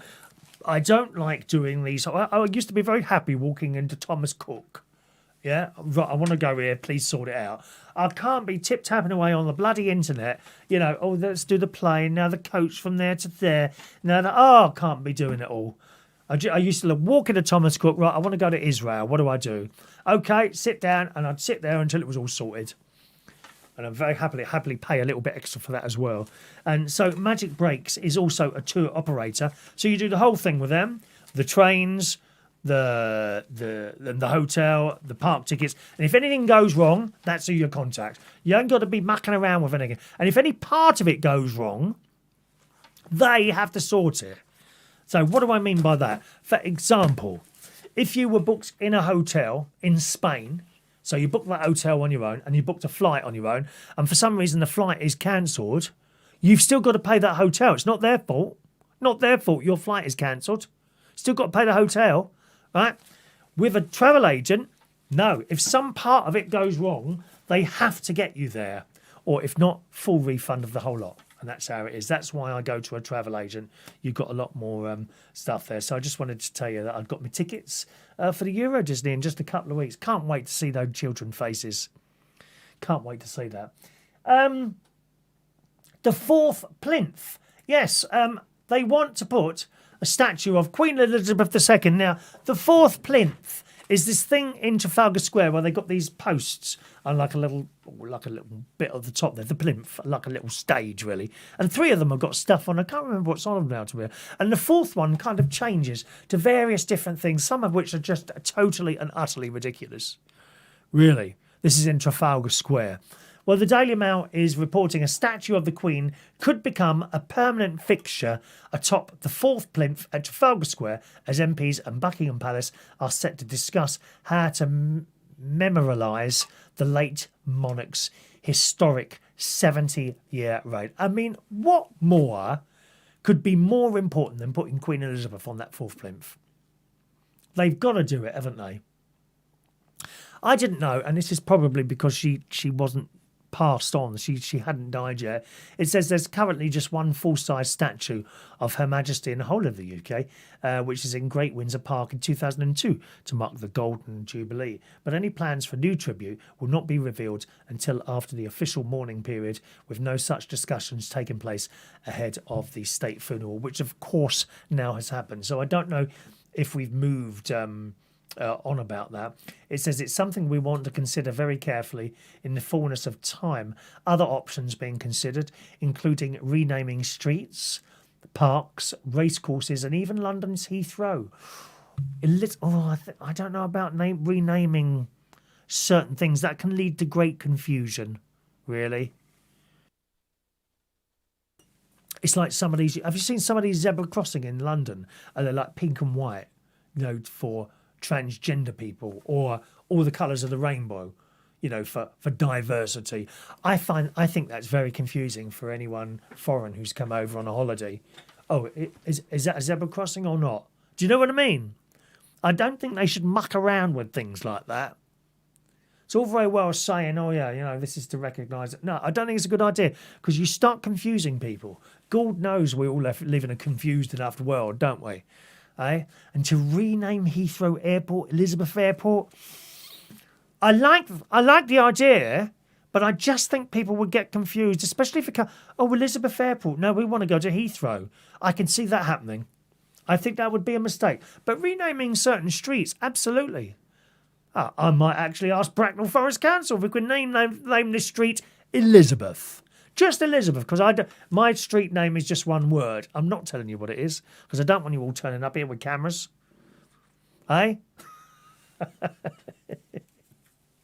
Shocking state of affairs. Just call it Elizabeth. So, yeah. Other options being considered include renaming streets, parks, racecourses, and even London Heathrow, the airport where she returned to Britain from Kenya as Queen Elizabeth II, following the death of her father George George VI in 1952. Was it 5th or 4th? 6th. George VI in 1952. The most likely memorial will be at Trafalgar Square, where the 4th plinth has been deliberately kept vacant for 20 years. I wonder if that's why it was built. Actually, the person who built that in the first place wanted it eventually to be for Her Majesty. Since 1998, the plinth has seen a succession, this is what I said to you, of often bizarre and quirky art installations, including an enormous ice cream with a fly on it and a huge thumbs up made of bronze, which is, it's all right, it's not mad, really. But it will likely feature a more permanent figure in the near future. As Ken Livingstone, the former mayor of London, said in 2013, the understanding is that the 4th plinth is being reserved for Queen Elizabeth II, which I just said to you. So that would be a good thing, wouldn't it? What do you think of that? I mean, that's a good idea. To have the statue of the Queen up there, I think would be really good. Really good. And talking of the Queen's funeral, did you watch it? Anyone watch the Queen's funeral? How many of you watched the Queen's funeral? And was there a moment on there which was like the big moment, so to speak? I mean, you could argue there was so many moments there. It was just so perfectly done, wasn't it? On Tuesday, my mate came round. I did my radio show as always, 9 till 10. Sorry, I beg your pardon, Monday, 9 till 10. And then my mate came round for 10:30, and we basically put the telly on, and we were there till 5 o'clock in the afternoon, watching the entire thing map out in front of us on the telly. You know, just so perfectly done. All those military type people, and the sailors. We don't often see the sailors, do we? With little whistles and that, pulling the coffin from Buckingham Palace to Westminster Abbey. It was just amazing, really, watching it all. When the Queen first died, the next day I did a radio show. And I did like things that I think I should play, hymns and bits of patriotic music and a couple of songs, a few songs that kind people had chosen for me to play. I found that really hard going because it was a shock, wasn't it? It was just such a big shock that it had happened. But as I can sit here talking quite okay now about it all because it's kind of passed and like the era has finished. It's stopped. That era has now finished. It's gone, isn't it? And the whole funeral, the coffin, the pallbearers. How fantastic were they? And they weren't old, were they? Like 20, 22 years old. 8 altogether, wasn't it? Was it 8 of them? And very clever. When the coffin started going up the stairs, I thought, oh God, because that was heavy. That was a heavy coffin.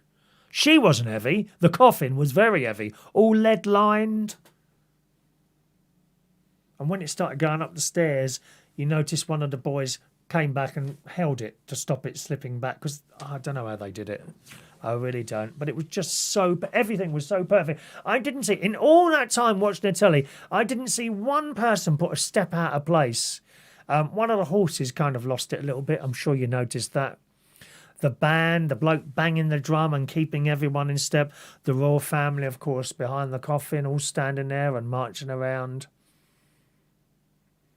The service in Westminster Abbey, beautiful. Beautiful. And then we had, it was marched through all the people clapping and cheering.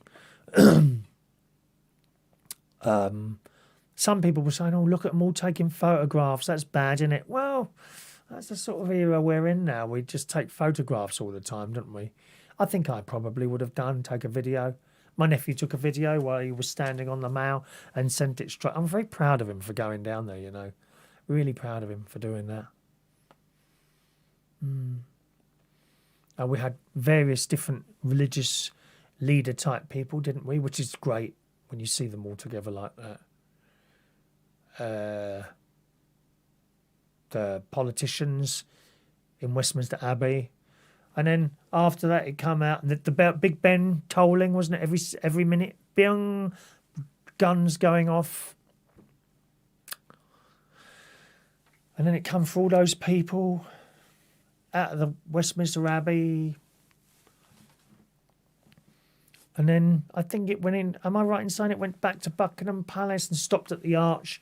Where it was transferred, because the sailors pulled it there as well, back to Buckingham Palace, I think. I might have that wrong, I'm not quite sure. But there, and then it was transferred to there into a motor hearse, and then driven fairly slowly to Windsor Castle, where it come back there. Again, it come down that long road in Windsor Park, where my mate and I were only standing there a few days earlier. We went to put some flowers down. And then into the Windsor St George's Chapel in Windsor. And I had another little service in there. Beautiful singing, weren't the music wonderful? Did you have a moment? When you watched the whole thing, do you have a moment that you thought, yeah, that's my moment? Do you see what I mean? So the service went on in there. And then... was the piper, wasn't it? We had the Scottish piper, and he played his pipes and then turned around and then walked out, and it got quieter and quieter and quieter until it's just disappeared. And it was like the end of everything. And when the coffin went down into the on the automatic lift thing that went down there.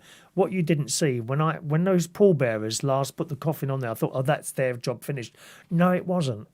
Their last job was actually going downstairs into the basement. What do you call that?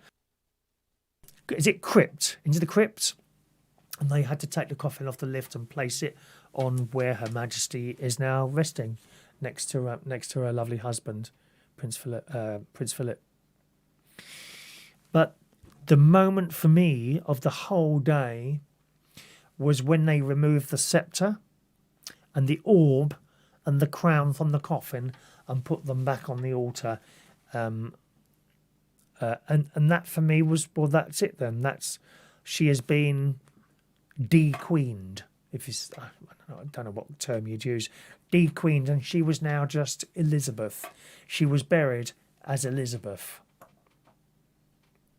And there those items are now waiting for the next person to be coronated, which of course is Charles III. Don't know how he'll do. He seems to be doing okay at the moment. It remains to be seen, apart from the couple of pen incidents. But then again, no, I'm not surprised. You know, when you're under so much pressure like that, the slightest thing can set you off. Did you have a moment at all? Send us a text and let us know what your moment was in that whole funeral thing.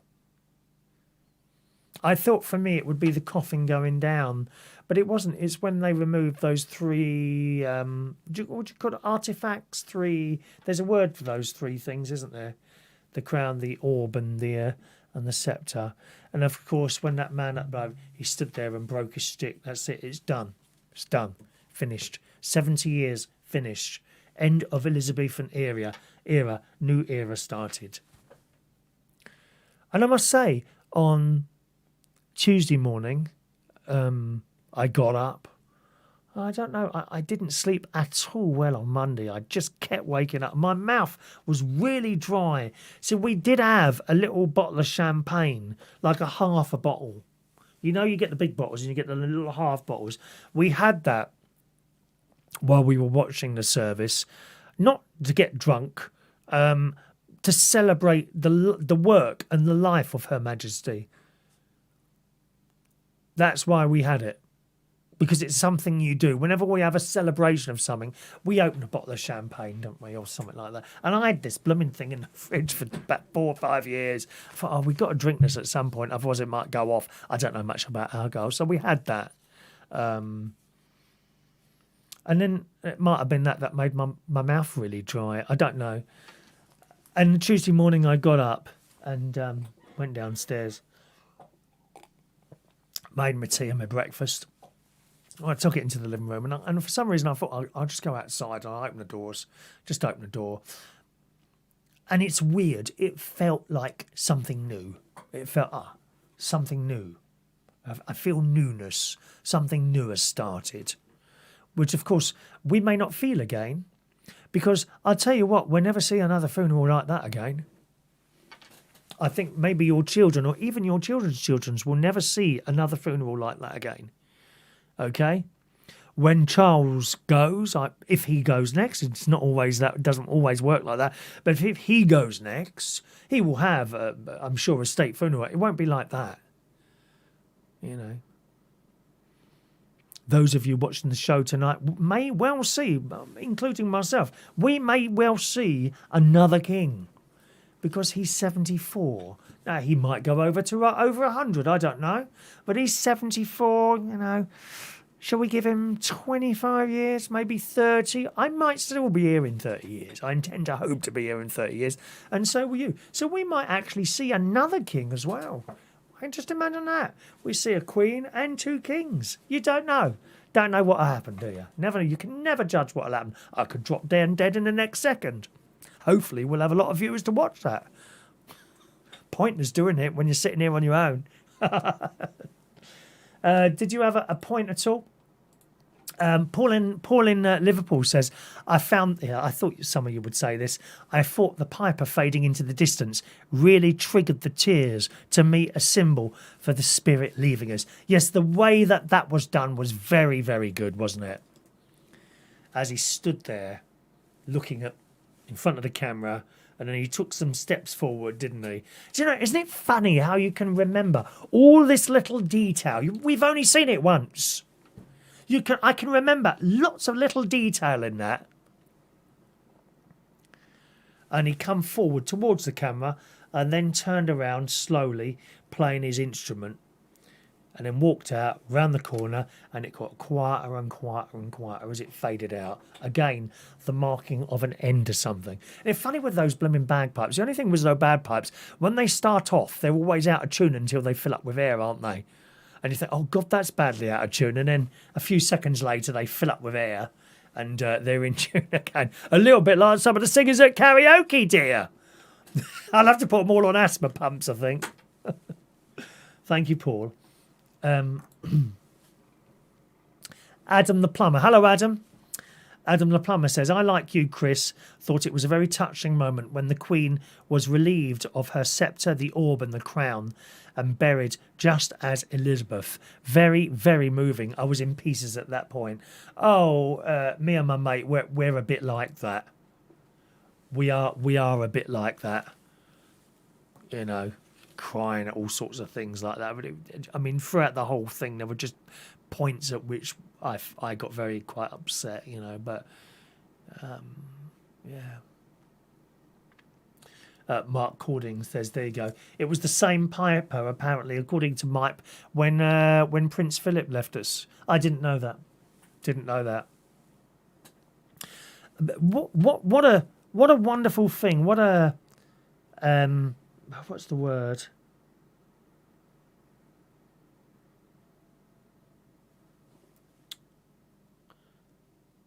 Not respectful. Oh God, I'm stuck for a word again. This always happens, doesn't it? For example, the piper and the boys that carried the coffin. What a privilege. What an absolute privilege to have carried the Queen. Queen Elizabeth. What a privilege to have carried her on her last journey like that. What a privilege that piper had, not once but twice, to play his instrument for two members of the royal family, including the most important person in the country, the Queen. Those boys will never forget that, will they? 20 years old, and they are carrying Queen Elizabeth II to her final place. I was listening to the radio today, actually, and the question was asked, how do they choose the boys? Obviously, they're going to be people in the army, but how do you choose those ones? And the answer was size. They've all got to be roughly the same. Sorry, height. They've all got to be roughly the same height. You know, otherwise you'd have a coffin like that, wouldn't you? Leaning over to one side or a little bit back. They've all got to be roughly the same size. They were chosen through size. They must have been chosen through strength as well, because I don't believe, you know, you could do that as a bit of a weakling. I certainly couldn't carry it. I was surprised at the age of them. I thought they'd be about 30, 35, but no. They will never forget that. What an utter privilege to carry Her Majesty or do anything for that service. You know, the bishop and all that business. Anyone who did a reading. Imagine, you imagine telling your children that I read at Queen Elizabeth's funeral.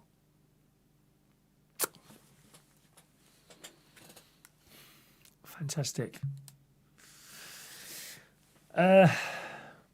Dan says, I think it's very fitting she entered this world as Lilibet and left it as Lilibet.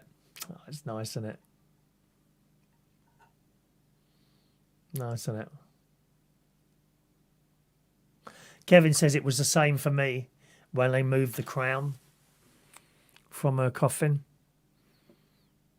It's like, you know, thank you, Your Majesty, you're relieved of your duties. Because that's what it is, a job. It's a job, but it's a dedication as well. And at that moment, not when she died, I know on the moment of her death he becomes king, I know that. But it was at that moment they moved those 3 artefacts from the coffin Thank you, Your Majesty. You are relieved.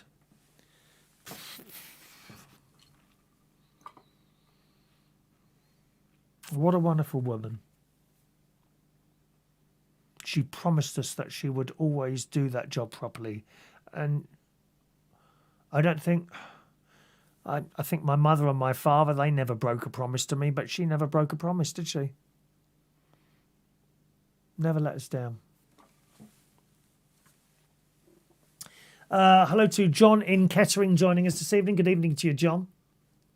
Mark says, have you seen we can visit the tomb in Windsor from next week? I don't know if you can go down there, can you? What, down to where Her Majesty is laying? I don't think that's open to the public. You might be able to go to Windsor.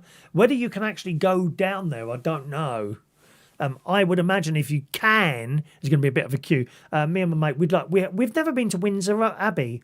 Westminster Abbey. I've been to Westminster Cathedral. That's the Catholic one, you see. But I've never actually been inside Westminster Abbey. So we'd like to go there. Obviously, now is not the time to do that. It will be busy now with people who want to get there straight away. I want to walk along the path that Her Majesty was walked, and indeed walks along herself many times for various services, didn't she? Thank you. Brendan, you're new to the show, aren't you, Brendan? I know you are because of what you've said here.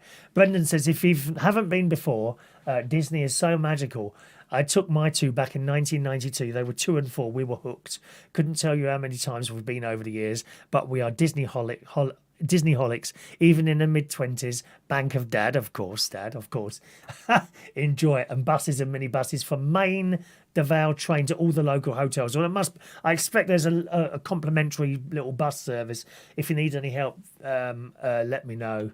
Have a good evening, and everyone. Bid you all good night. Brendan's off now. Yeah, I've been to Disney loads of times. I've been to Florida 5 times. Once on my own, then with friends and things. I love it. I love the whole Disney thing. There you go. Mark says Westminster Abbey was doing free entry today and tomorrow. Is there normally a fee on that then? But at the moment, that's going to be very busy at the moment. I wouldn't sort of attempt. I wouldn't sort of attempt to go there at the moment. I think it's going to be too busy there. All right. Shania's there. Hello to Shania on the Isle of Wight. Evening to Shania. Hope you're well. You all right, Shania? Shania says, height is true. I knew someone who was measured for it. There you go. Well, did you know one of the boys? Please don't tell me you won't know one of the boys. That's the one you got to marry, Shania. There you are, my love. You want to marry one of those pallbearer boys. Do you actually know one of the people that carried that coffin? Please, if you do, give them my utmost respect. I just think it's amazing that you could be asked to do such a thing. Not just for someone. I mean, it's just an amazing thing to be asked to do that for anyone, really. But to do it for Her Majesty is just something else, isn't it, eh? Vera says it's sad that unlike Queen Victoria, Elizabeth II, she can't keep her title like people who are high up in the military. I don't really know how that works, to be honest, Vera. To be buried as Elizabeth instead of Queen Elizabeth, I don't really have any thoughts of that at all. You know how that works. Anyway, Dan says I know the head coachman Matthew Powers very well, and he was there. The head coachman, what does he do then? I don't know what he does there. What does he do? Shania doesn't know one of the boys. No, I don't. How much pressure they must have been under. What an honour. I was moved when the coffin was moved onto the gun carriage. Yeah. Must have been a lot of practice doing that. You know, those little kind of, when they're not in position, they do these like little mini footsteps, don't they? And stuff like that. Wonderful. I've carried a coffin once, my Uncle Terry, some years ago now. Yeah, it's an experience to to be asked to carry the coffin of someone you love, I think, really. Yeah. Oh, well. What else have we got there? Let's what's the time? 11 minutes to 10. Let's just lighten up a little bit here, shall we? For a little while. We've talked about the Queen, and I quite like the funny stories that come around. Did you see the Theresa May one of when she was at this picnic thing and they were all mucking in? And Theresa May, this has been on the telly so many times now, she picked up a piece of cheese, put it on the plate. The Queen was there. She's walking over and she dropped the cheese. It fell on the floor. She had to decide whether to pick the cheese up or just kick it under the table. She bent down, picked the cheese up, put it on the plate, turned around, and there's the Queen. The Queen looked at her, she looked at the Queen, and the Queen just smiled. And she put the plate on the table. I love little stories like that. And I think she was in Canada, wasn't the Queen in Canada? And the Canada person, I don't know if it's a man or a woman, said something to her, and the Queen says, "Thanks for making me feel very old." I do like her little funnies. And there's one here in the Daily Mirror, which said the Queen lived her entire life with a team of dedicated and loyal staff waiting on her hand and foot. She had people cooking her meals, cleaning her many historic homes, and even helping her plan her outfits and get dressed. However, those closest to her say she wasn't afraid to get her hands dirty when she needed to, and often helped up with washing up. Dickie Arbiter, who worked close... That's a name I know, Dickie Arbiter. That's a well-known name, isn't it? He worked closely with the Queen for many years as her press secretary, has recalled an unforgettable day when he was invited to a small private lunch with Her Majesty and her husband, Prince Philip, which ended up with the two of them cleaning dishes in the kitchen and the sink afterwards. Speaking to True Royalty TV, he explained that, as the least senior person at the table, he dipped off to the kitchen when they were finished to start clearing up when he heard footsteps and a very familiar voice behind him. He said, "When I arrived at Buckingham Palace, my boss said to me, 'You've been invited to Balmoral for a dine and sleep to meet the Queen.'" I mean, just imagine that. If you were invited to do that, you wouldn't say no, would you? There were only four of us at this lunch. The Queen, her lady-in-waiting, Prince Philip, and myself. It lasted about 45 minutes with china plates, silver cutlery and Tupperware that we helped ourselves from. And at the end of it, the Queen says we've got to clear up, as I took it as my cue as the junior flunky to do the washing up. So I went into the kitchen and started washing up. I heard this footfall behind me and assumed it was the lady-in-waiting coming to give me a hand. I said over my shoulder, without even turning, "Okay, I'll wash, you drive." You dry. This very familiar voice behind me says, "No, I'll wash, you dry." It was the Queen. So she plunged her hands into the fairy liquid with no gloves, and I did the drying up. It was quite an experience to actually do a bit of domesticity with a head of state. I mean, how blooming wonderful that that's happened for him. Dickie enjoyed a close relationship with the Queen during his career and has since spoke on several fond memories he has of her. However, at one of their more recent meetings, the monarch had some pretty strong feedback on his outfit choice. He went to the palace in 2020 for the last reception before COVID-19 lockdowns and noticed a twinkle in his former boss's eye, which he knew meant something was about to happen. She did have a twinkle in her eye, didn't she? Eh?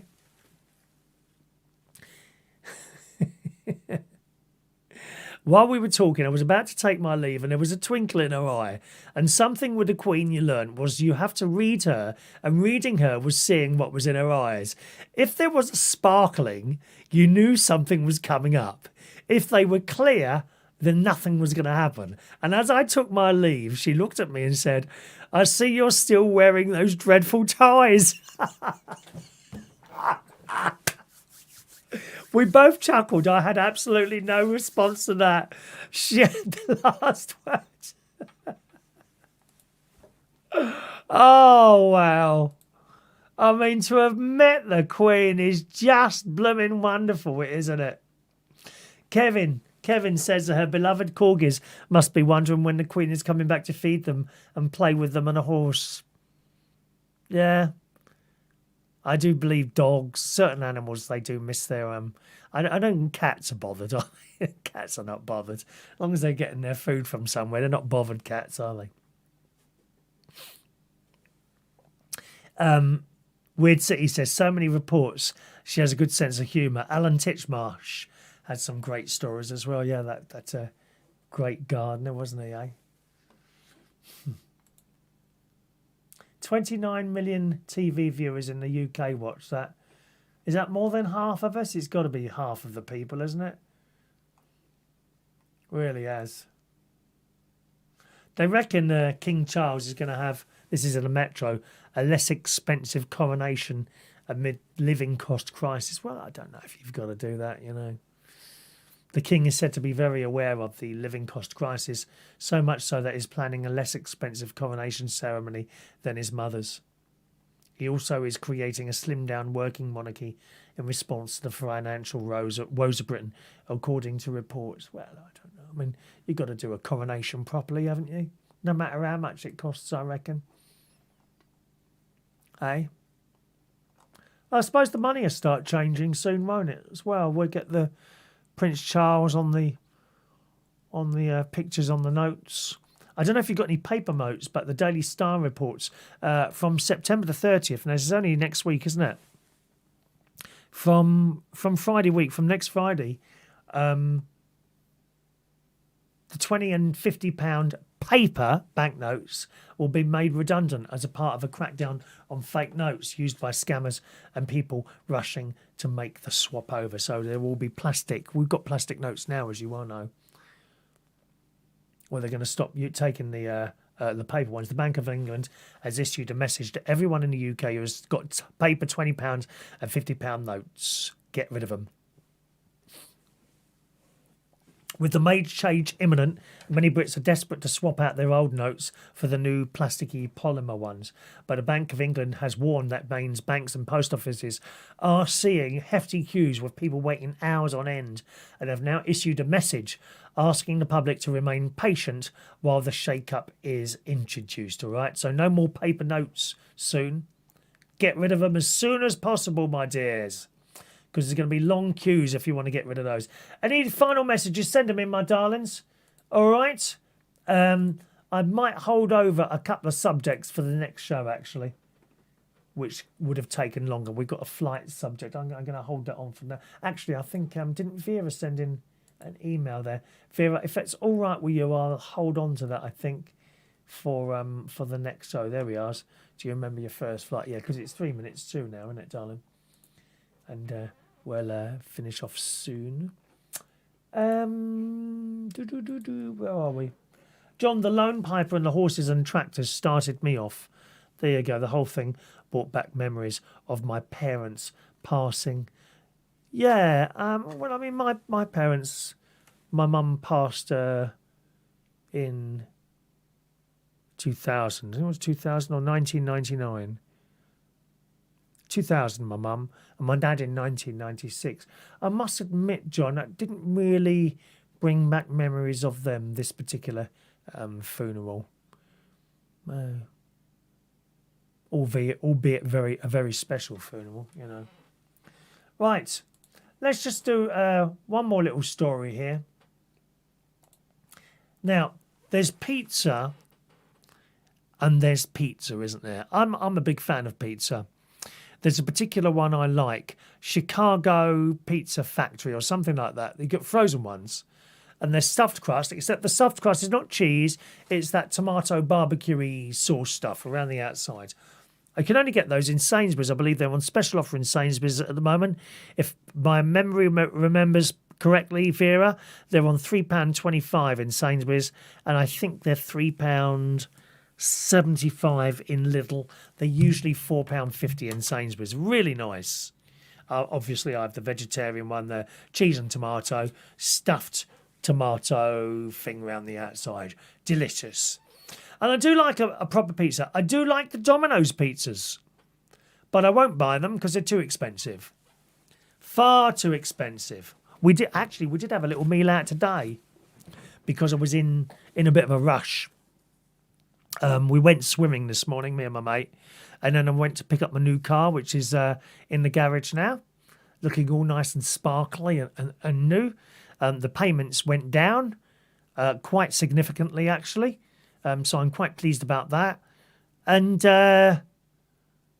because we went swimming, we had lunch up at the village hotel gym today, which is part of the swimming pool thing, and I had a green burger with chips and onion rings, and he had a chicken burger with chips and onion rings. We shared the onion rings, and those two meals, they were very reasonable. I thought about £15 each, 30 quid altogether for those two, and he had a pint of Coca-Cola and I had a cup of tea.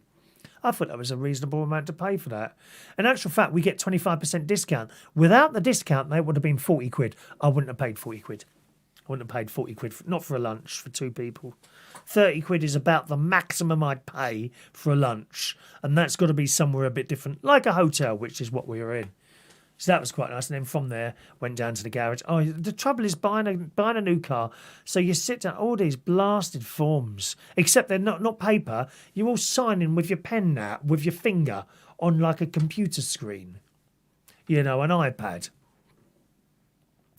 And honestly, talking. 2 hours later, we got out and thought, oh, I can't stand this. You get to the point where you think, just give me the blasted keys and let me go, will you? God's sake. I got a really good price for my car, so very pleased with that. So that's on the subject of food, pizza. We got to pizza, right? A Yorkshire mum. This is our final story today in the Metro. Any more messages, send them in quickly and I'll read them out for you before I go. All right. A Yorkshire mum has slammed a sad slice of cardboard pizza. Wait till you see this. It's disgusting. Cardboard pizza and tiny dessert served to a child for a school dinner. Ready? I mean, what is that? It's not even a proper pizza. They've got a pizza bottom, cut off a slice of cheese and put a slice of meat on it. How much do you think they charged her for that? £1.65. That's crazy, isn't it? That is the worst pizza I've ever seen. The woman claimed the school in Thornaby is charging too much for its meagre lunch portions and claims its actions are contrary to its ethos of putting children's welfare first. Posting a picture of the pizza, she wrote, "This monstrosity is what the Thornaby Academy thinks it's suitable to serve children. £1.65 for that." The mother was also aggravated with the school after they forced her to fork out over £100 due to their strict uniform policy. Now, as uniforms go, I'm all for school uniforms because it becomes classless. We all wore the same uniform, and if you detracted from that, if you had the wrong set of trousers on or shoes, you were sent home. That's it. Everyone had to look the same. When you put on a school uniform, it removes any differences between all the children. And plus, you should be proud to wear those clothes, you know. I always remember I was about 32, 35, somewhere around that, and I went to my school church, which is the Brompton Oratory, for the Christmas service. And I come out of there, done the Christmas carols and all that business. I'm coming back, I got on the tube.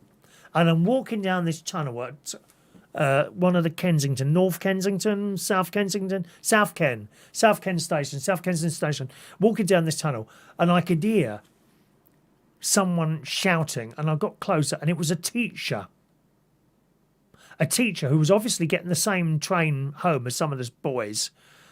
And this boy, he had up against the wall, and there was a group of them. "Who do you think you are? You're wearing a school uniform. You've let down this school uniform. I'm going to have a word with your parent." He was going mad. This child had obviously done something wrong, and he was cussing them in the because it was quite a strict school, and too right as well. You know, He says, you're bringing down the reputation of the school, what you're doing. I have no idea what he was doing. No idea. Anyway, the story goes on here. We were actually howling at how bad the dinner was. The mum told Teesside Live, I thought, what on earth are you feeding these kids for £1.65? A sad-looking slice of pizza that looks more like cardboard. And it really does, doesn't it? I mean, look at it. Just awful. They put on a post saying the dinners will be much better than last year. I just kept thinking, what delicacy are they going to come up with a day? Awful. Anyway, I hope you never have to have a bit of pizza like that. Find a lot of messages here then. Shania says a relative of a friend of mine had their music arrangements played in the procession. How wonderful. As a matter of interest, what titles of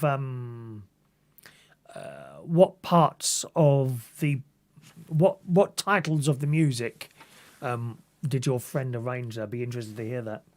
Adam LaPlama says, many years ago, a friend of mine worked in the Foreign Office who was high up, and one day he was escorting the Queen down one of the corridors on a visit there, and her pearl necklace broke. So there is him, the security team, and the Queen crawling around on the floor, picking up all the pearls. Apparently, I can just imagine her doing something like that. I'm sure she would have done when she was a little bit more mobile. Unfortunately, as you get older, you do get a bit less mobile. I must admit, even now at 59, I mean, I don't class that as very old, actually. 59 old is now sort of 85, 90, isn't it? But I struggle sometimes. I'm having a little bit of a problem with one of my feet at the moment. One of my feet, the left-hand foot on the side, is a similar problem that I had about 6 or 7 years ago now, where the sides of my feet were very painful to walk on. Now, this is happening at the moment on the left-hand side of the foot. However, I am about 5 pounds more than I have been for some time, and I'm wondering if it's to do with that. My money's on that. So if I could just lose that 5 pounds and a bit more, I'd like to go back down to 12 stone. I'm 13.7 at the moment. I'd like to get back to 12 stone. I reckon that would sort it out. Gary Ross, you should do a walk around and test drive video of your car on YouTube. Oh, I can't be bothered to do all that, Gary. the old walking around the car thing. You know, all that business. That you've got to do it properly or not at all, really. I don't mind opening a box of something, but going around a car is a bit different, Gary. But thanks for the suggestion there. Danny Alexis. Hello, Danny. All right, South Kensington. That's the one, Danny. Hello. Oh, Ronnie's brother's in the house. Hello, Danny. Nice to have you with us, Danny. All right. Let's just scroll up here. Around 2 million Belgians were watching the funeral of Her Majesty. Something else, isn't it? Have you got any photos of the car? No, not yet. I haven't yet. I'll do some for you. I've got to set up this Apple CarPlay thing. CarPlay, where the phone comes up on a screen in the middle of the car. I can't do it. Me and my mate were trying to do that earlier, and we couldn't quite get it to go. But he looked it up, and even the car dealer, he didn't know what he was doing either, bless him. But Ronnie looked it up while we were there, and he said, you've got to plug it in with a wire, from that socket into the USB thing. Once you've done that, you've only got to do that once, and then it will start working properly. So I'm not quite sure how that all works, but my mate would know that more. Danny Alexis is here. He's a black cab driver. That's actually my mate's brother, Danny. So say hello to him. He's on the Facebook watching tonight. Hello, Danny, baby. The new car smell, says Greg. Yes.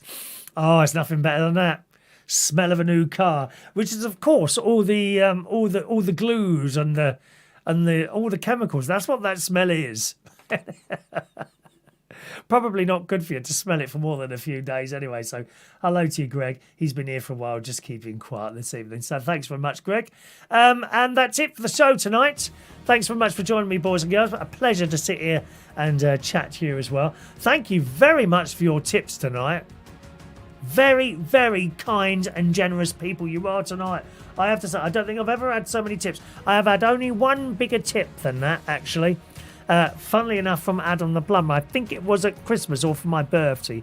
One of those two. So thank you very much. You're quite right, yeah. High on the car smells, says Vec Lithian.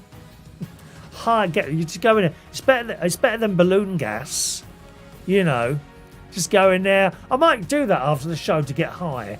Get in my new car, close the doors and windows, and go like that. I'll pass that. Listen, are you around tomorrow morning? If not, why don't you join us for our little radio show? We play a lot of dance music on there. It's at reachonair.com tomorrow morning between 9 and 10 o'clock, all right? Monday to Friday between 9 and 10 o'clock in the morning.